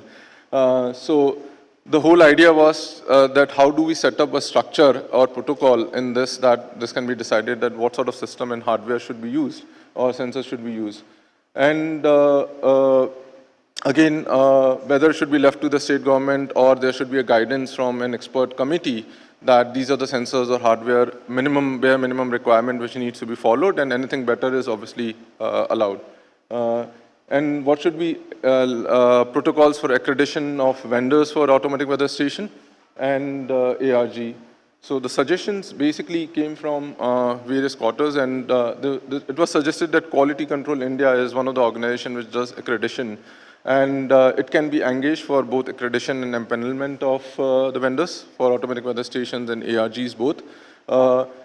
Instrumentation standards can be suggested by Indian Meteorological Department, and if BIS has come up with the standards by the time winds take shape, they can also guide on this. Or it can be any other agency which is capable of doing this instrumentation suggestion or giving details of what sort of instrumentation standard should be followed. And this can be identified by the expert committee as well. In terms of model tender document is required, and that has to be developed and has to be provided by either NCIP or MNCFC, which can also, and it is very important to include in the model tender document what should be the siting norms. This is actually siting norms for model for the weather station, and they should be part of the model tender document. And siting norms are important to ensure the fair and correct measurement and where the weather station should be installed. And that's why it is important to be part of the model tender document. And for onboarding of existing network, state's hardware should at least comply with minimum standards. So whatever standards will be set up by expert committee, state infrastructure has to at least comply with those minimum standards. It can obviously be, again, better than that, but it has to comply with these standards. Last slide before I give the pass the baton to Swapnil. On the data protocols, there were key issues which are raised related to data quality checks, data transmission, how the data should reach the server, whose server, and how it will be assimilated. Frequency of transmission and what frequency data will be collected and stored. Data ownership, again, the key issue is who is going to own the data, state government, central agency, NCIP in this case, private network provider or insurer, who should be owning the data, and potential for data use in non-PMFBY application, what sort of protocols are there for that. And the suggestions related to this were basically the data QC and transmission protocols to be defined by the committee. You need to have a QC standards for this, and those standards will be set up, given by the committee, and data should be taken at an hourly interval. That was what has been suggested, that at least an hourly interval data should be there, because a lot of crop models basically work on hourly interval, and if data has to be used for yield estimation in any form, then hourly data is going to be really useful. And data ownership has to be clearly defined, so it's very difficult for us to recommend how it has to be done or give suggestions on it. But it is important to define ownership because you have to maintain the quality of the data, and you have to basically hold somebody responsible for the quality of the data and for consistently providing that data. And that's the reason it is important to define who is going to be the owner of this data. And data can be offered for other usage, mostly on the commercial considerations, and which can be decided based on the requirement and what sort of other uses are possible. Over to Swapnil. Thanks, Anuj. So the first point was creating the infrastructure. But once the infrastructure is in place, what is equally important is how do we manage and maintain that infrastructure. So the key discussion points were first maintenance, and how would be these protocols defined, and who would be responsible for what part of maintenance. So as per the suggestions or discussions in the group, we believe that the responsibility of maintenance has to be clearly defined. In what might make most sense is to transfer the ownership of maintenance to the same agency which is providing the data, or having another agency, but it has to be clearly defined. And probably when we are defining the protocols, and probably there would also be a model tender document for procuring or for establishing the infrastructure, a similar document or part of the same document or another similar document on the maintenance front of it should also be prepared or proposed. Secondly, once we have this protocol in place, the minimum standards have to be clearly defined. And we were also proposing that in some states there is already an existing network, and it would be most prudent to see what part of this existing infrastructure could be onboarded. But for that to happen, these minimum protocols have to be followed by each state, so that at least there is a minimum sanctity and sanity in place on the whole infrastructure and the data for future that is being built. Apart from maintenance, we had some examples in the past where there were maintenance protocols in place, but what was lacking was the oversight and audit mechanisms. So while the maintenance templates and protocols were there, there was no oversight, which meant that the maintenance was not happening adequately. So a good infrastructure was there, but it was not so useful as was originally envisaged.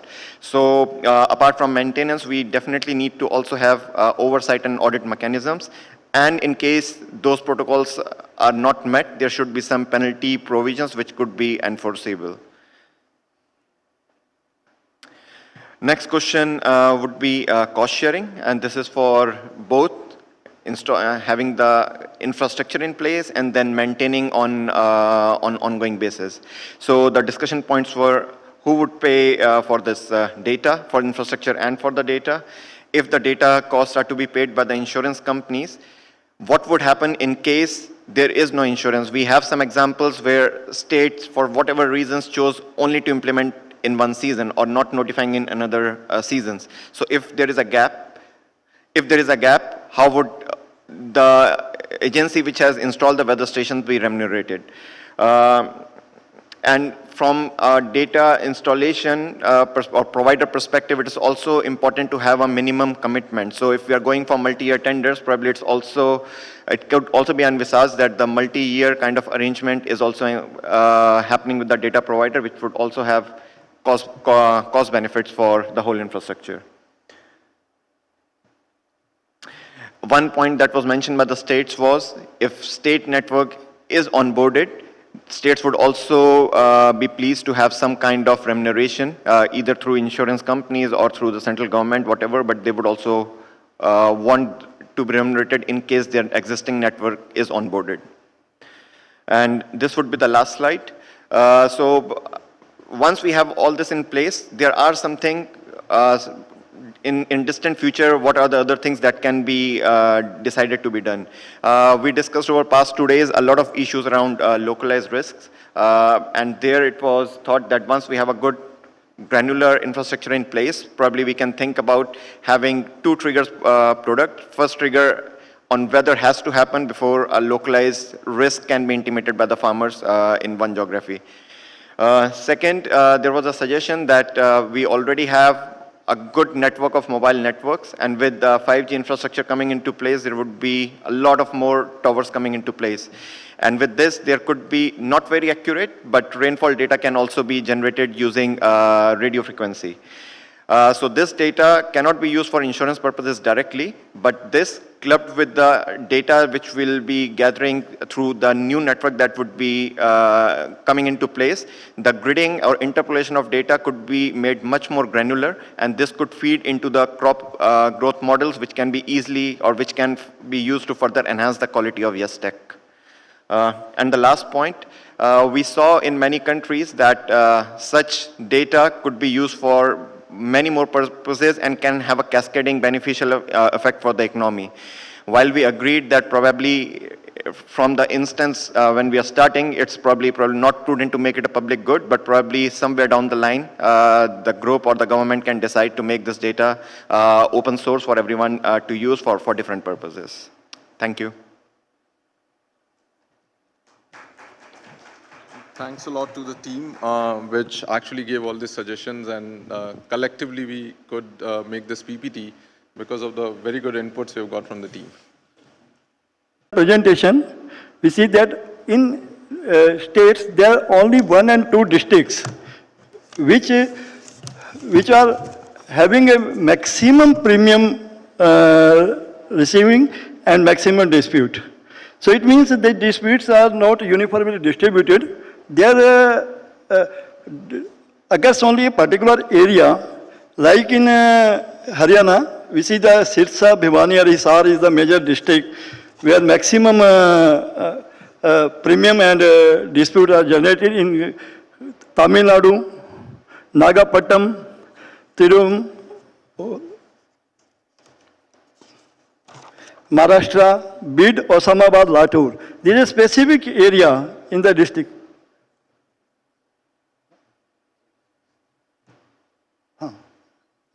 Yeah.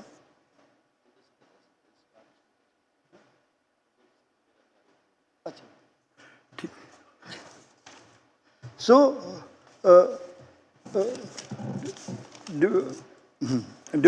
when we look after the areas, we try to find out what are the origin of the dispute and starting point of the dispute where the disputes arise and how they could minimize. Secondly, we have to try to understand the dispute which are due to the operational modality of the scheme or created disputes. Because there are 2 disputes and these 2 disputes are to be handled at different levels. So, after deliberate discussions from the participant, we conclude the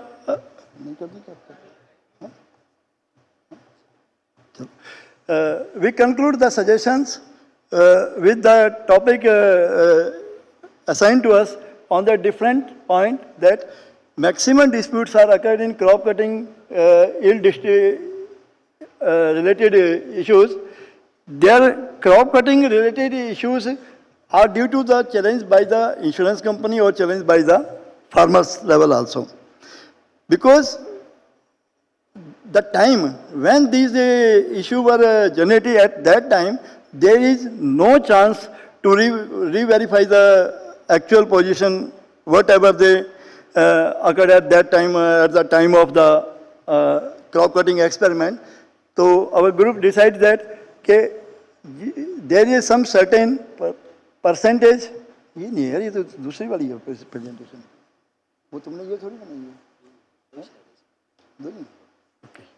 ठीक है, फिर आप complete use कर दीजिए, है ना? आप ही बताइए इसको. Thank you so much, sir. As we have discussed yesterday with our group team, we have decided there are a lot of issues that we are recently we have faced. Based on most of the issues were crop cutting experiment issue, disputes in yield, disputes in mid-season adversity, localized calamities and post-harvest losses, and second basically issues are only the application rejected or reverted by the CSCs or farmer grievances as well as delayed claim settlement delinquency. So we have found so many issues. So in crop cutting experiment or yield dispute, we have found the most improper or disagreement of the CC result that we have observed in the recent past years. So second point, improper inadequate conduction of CC through CCA. As we know that CC conduction through CCA is compulsory, but most of the state, and we have found the CCA use of application CCA through conducting CC is not using by the different states. So most of the challenges that we have found is basically the non-conduction of the CC through the CCA. Second is disquality. Disagreement with the quality of CC data we have found. This is also same thing that we have conduction of CC not conducted as per the NSSO guidelines. So these are the issues that we have faced. So this first is only that. Then second thing is the preventive sowing, mid-season adversity and localized calamity, the issues that we have found. The first point is loss assessment procedure and timeline. How the losses are assessment, the insurance company, joint committee, losses are assessment, and timeline. What is the timeline for assessment of these things? The second point we have observed that in the disagreement, how the agreement losses are agreement, which is agreement with the farmer or insurance company. So this point is the disagreement with the losses with the joint committee as well farmer also. In case of the delayed claims, we have found the delay in the payment of the subsidy. This is a major challenge for insurance company that we are facing today, and because of this there is delay in claim settlement. Second point is non-compliance of the decision that is given by the state level or central bodies, though this is the major challenge. Second point we have discussed application rejected by the CSC or VLEs. So this is our major point, that the application rejected by the insurance company or reverted by the insurance company, and farmer does not know how, what was the reason why his application rejected. So this is the point. Second is issuing notification. Most of the notification now saturated and smoothly running. So we can exclusion or inclusion of the sometime crops or area, villages include or exclude. Second point, change of crop or notified area. Error wine banks, premium are debited but not uploaded in time. So as per the timelines, we banker have to upload all the data in times. Sometime premium debited but not uploaded in time. So this is a major issue also. Third point is grievances. Farmer grievances, we have seen loaning farmer does not know the application status. So how is which crop he actually insured or which crop not. Sometimes he taken cases for different crops and insured through the different crops. So farmer doesn't know about the address issue that we have yesterday discussed. So our suggestion is this, for this.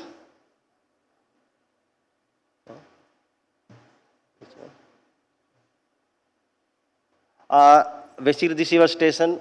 CC disputes, our suggestion is that conduction of the CC through CCA must be compulsory. And second point, technology-based estimation of yield must be.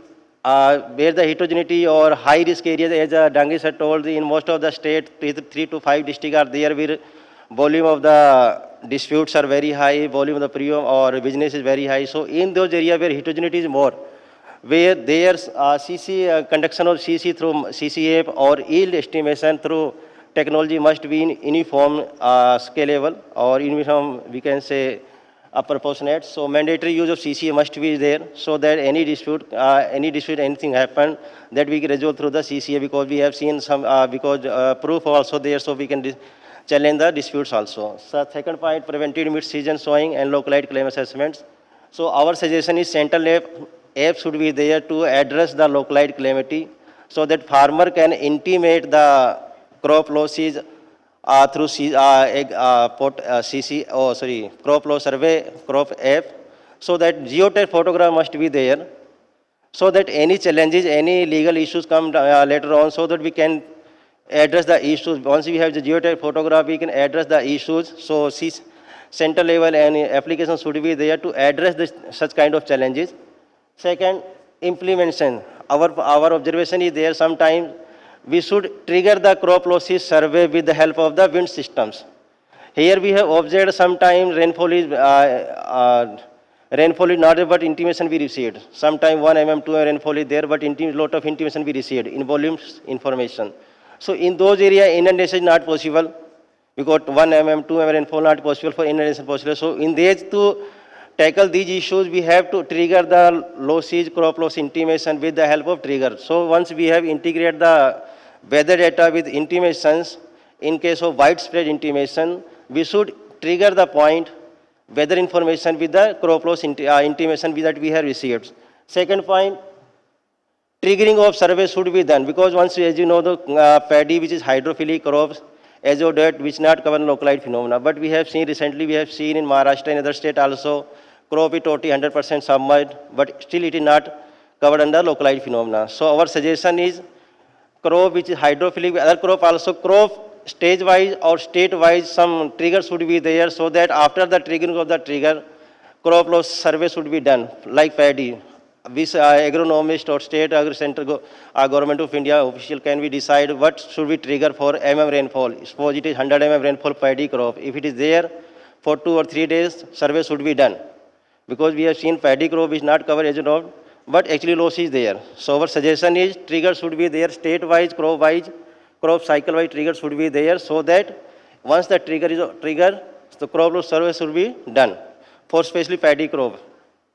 And for prevented sowing, we have also there for rainfall area, especially in paddy crop, because most of the crop thermal requirement is very unique for the, so most of the crop in paddy season we have paddy crop which is not sowing during the, because sometime rainfall is erratic or monsoon is erratic, so delay in the monsoon, so sowing of the transplantation or sowing of the paddy is already mostly delayed. So most, as we know, cut-off date is only 31st July or that. So cut-off prevented sowing clause for paddy crop especially should be looked at, and other crop also. But this delay in claim settlements, this is basically already discussed only the claims premium subsidy issue. So strictly a guideline followed by laid down by the government of India. We had all stakeholders should be followed strictly. Second, action rejected by application rejected by the CSCs. So our reason is once the insurance company reject the application or revert the application, there should be a proper message to be given to the farmer so that he can understand why his application rejected. Second, access to the states to see the how many applications are rejected by the insurance company. This provision should be there. Second, once the insurance company or the reject the application or revert the application, an SMS should be sent to the farmer so that he can understand why his application rejected and what was the reason behind this. Error by banks, we have already seen once we have discussed CBS system must be integrated with the NCIP portal.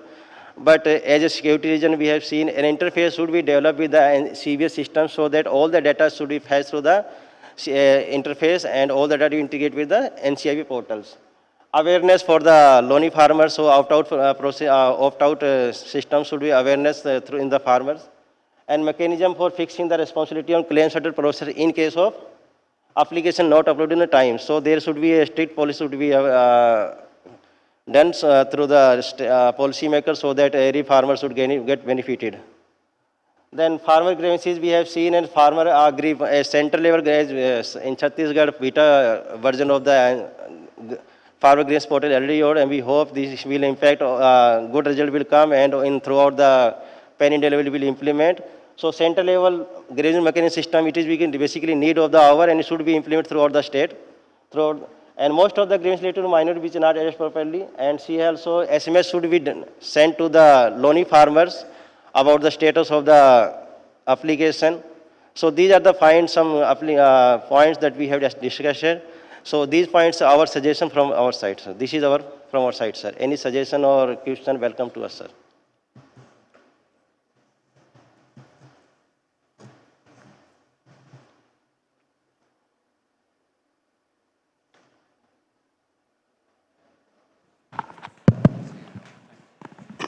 Hi, Hello, thanks. sir. Myself from Madhya Pradesh.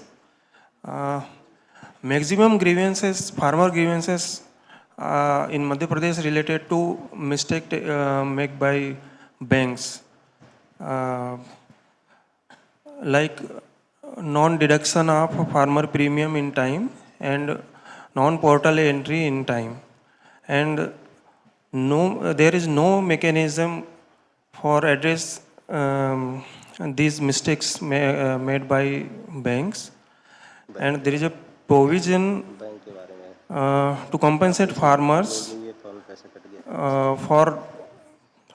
by banks for made mistakes, this type of mistakes, and banks never are hardly to pay farmers for that. तो जैसे अभी आप beta version की बात कर रहे हैं कि छत्तीसगढ़ में इसको अभी पायलट बेसिस पे किया जा रहा है, तो मेरा ये सजेशन है कि जो बैंक्स की जो मिस्टेक्स हैं या बैंक्स जो पोर्टल पे टाइम पे एंट्री नहीं करते हैं, तो उसको एड्रेस करने के लिए कुछ प्रोविज़न किया जाए और उसका रिजोल्यूशन के लिए भी प्रोविज़न किया जाए. Thank you.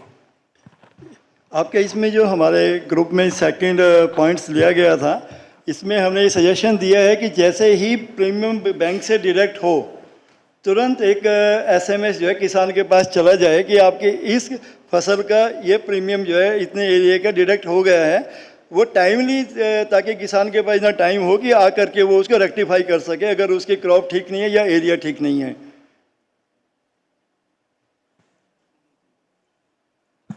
Hello. Can you just revert to the slide, please? The suggestions.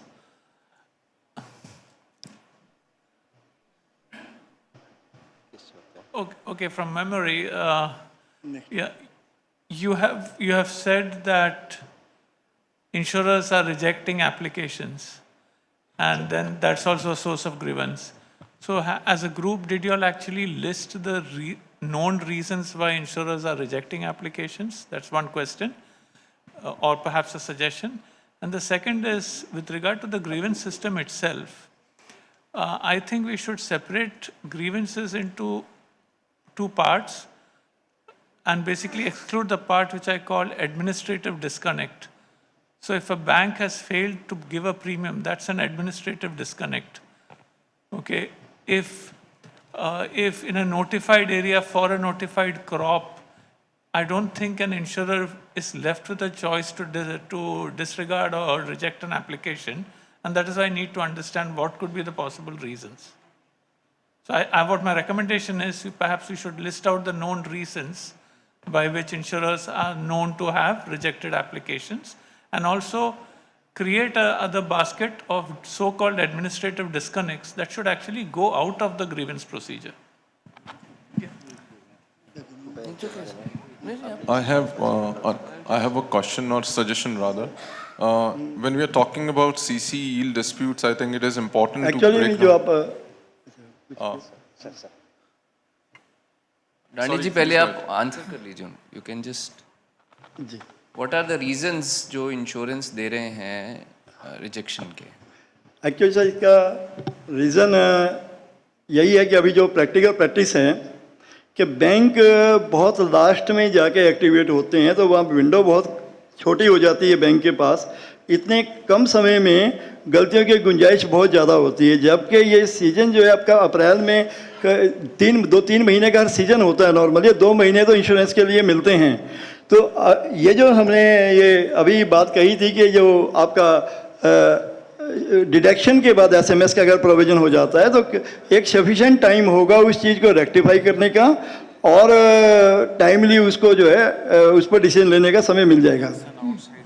Sir, I just want to speak something.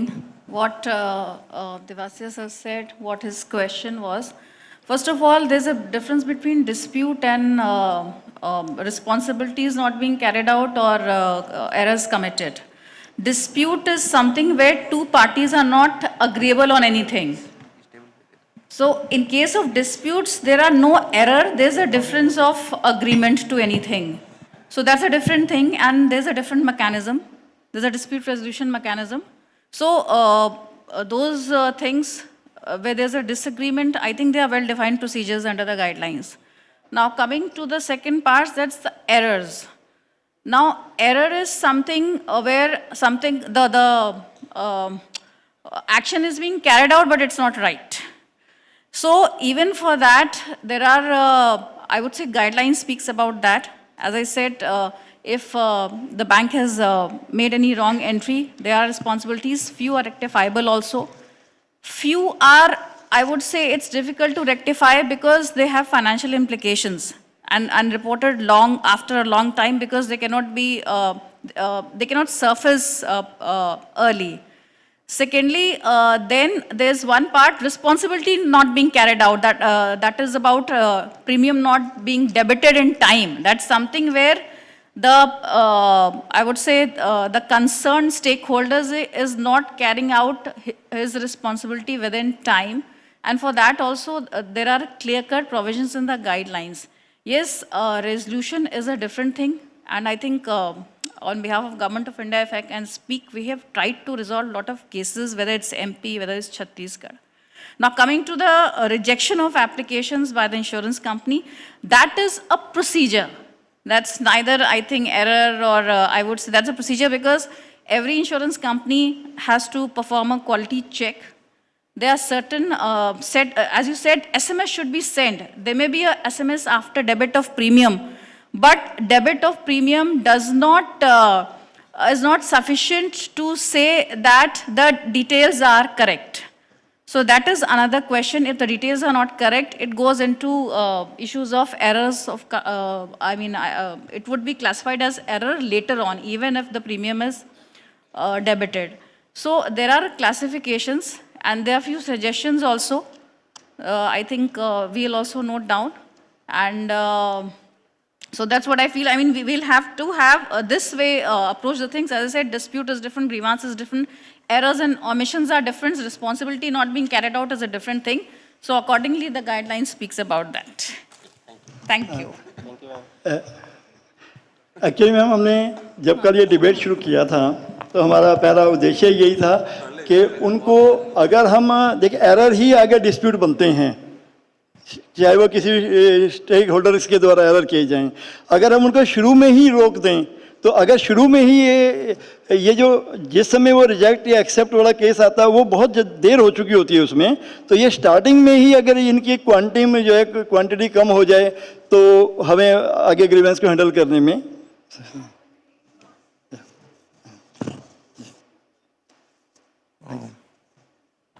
Any other question? Thank you.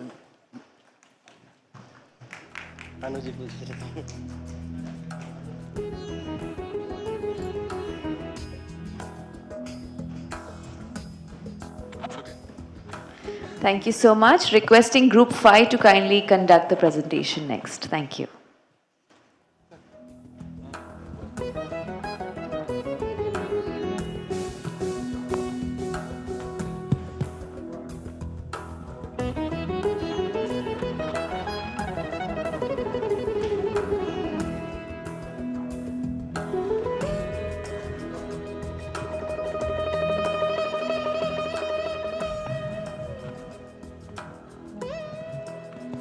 Ma'am, can I... Good morning, everybody. I am Atul Mohan from CSC. With me is DK Misra from Chhattisgarh. So, this is regarding the creation of a farmer grievance redressal mechanism. And we started with Chhattisgarh in July 2022 to improve the portal based on regular feedbacks. We are working closely with Department of Agriculture and Farm Welfare, and we are in the process of rolling it out to Pan India. But before that, there was a need for farmer grievance portal, sir, because grievances are getting registered at multiple places, multiple locations, and there is anticipation. So yesterday somebody said ki insurance is marred with trust deficit, and a grievance redressal mechanism can help in weeding out the trust deficit in insurance sector as well as PMFBY, and all. Farming itself is full of anticipation of success or failure, which is closely related to the livelihood of 88% of small and marginal farmers. So we need to create a mechanism where there is a transparency, there is an accountability, there is a responsiveness, and in that way, it was felt that we need to have a centralized toll-free helpdesk for farmers, a single platform to capture complaints, queries via multiple modes, because many people would be initially coming from various. People are giving the grievance to the district office, insurance companies, they are putting on social media or writing emails. So we wish to bring all complaints and queries on a single platform and facilitate to farmers to reach directly to government for claim-related issues, need for centralized mechanism with governments for monitoring of farmer complaints and resolution. Because in a manual system, it becomes very difficult, and having multiple modes and multiple grievance redressal mechanisms, say people reaching out to insurance company, how it is disposed of is not known at a central level or a state level. So we need to have a centralized system where there is a transparency. People know how many complaints came or grievances came or what kind of queries are there. So in future we can even design it better and immediately we can resolve with a fixed stat. Social media thing I have said in that. So there is a anticipation here also while designing the system that there would be a lot of intimations. There may be a lot of issues related to farmer, which is a query based. They want to know something, and knowing something is not grievance, but is a very important part in improving the system itself, because people or farmers are made aware. They can reach out to the system and fetch critical informations about the pre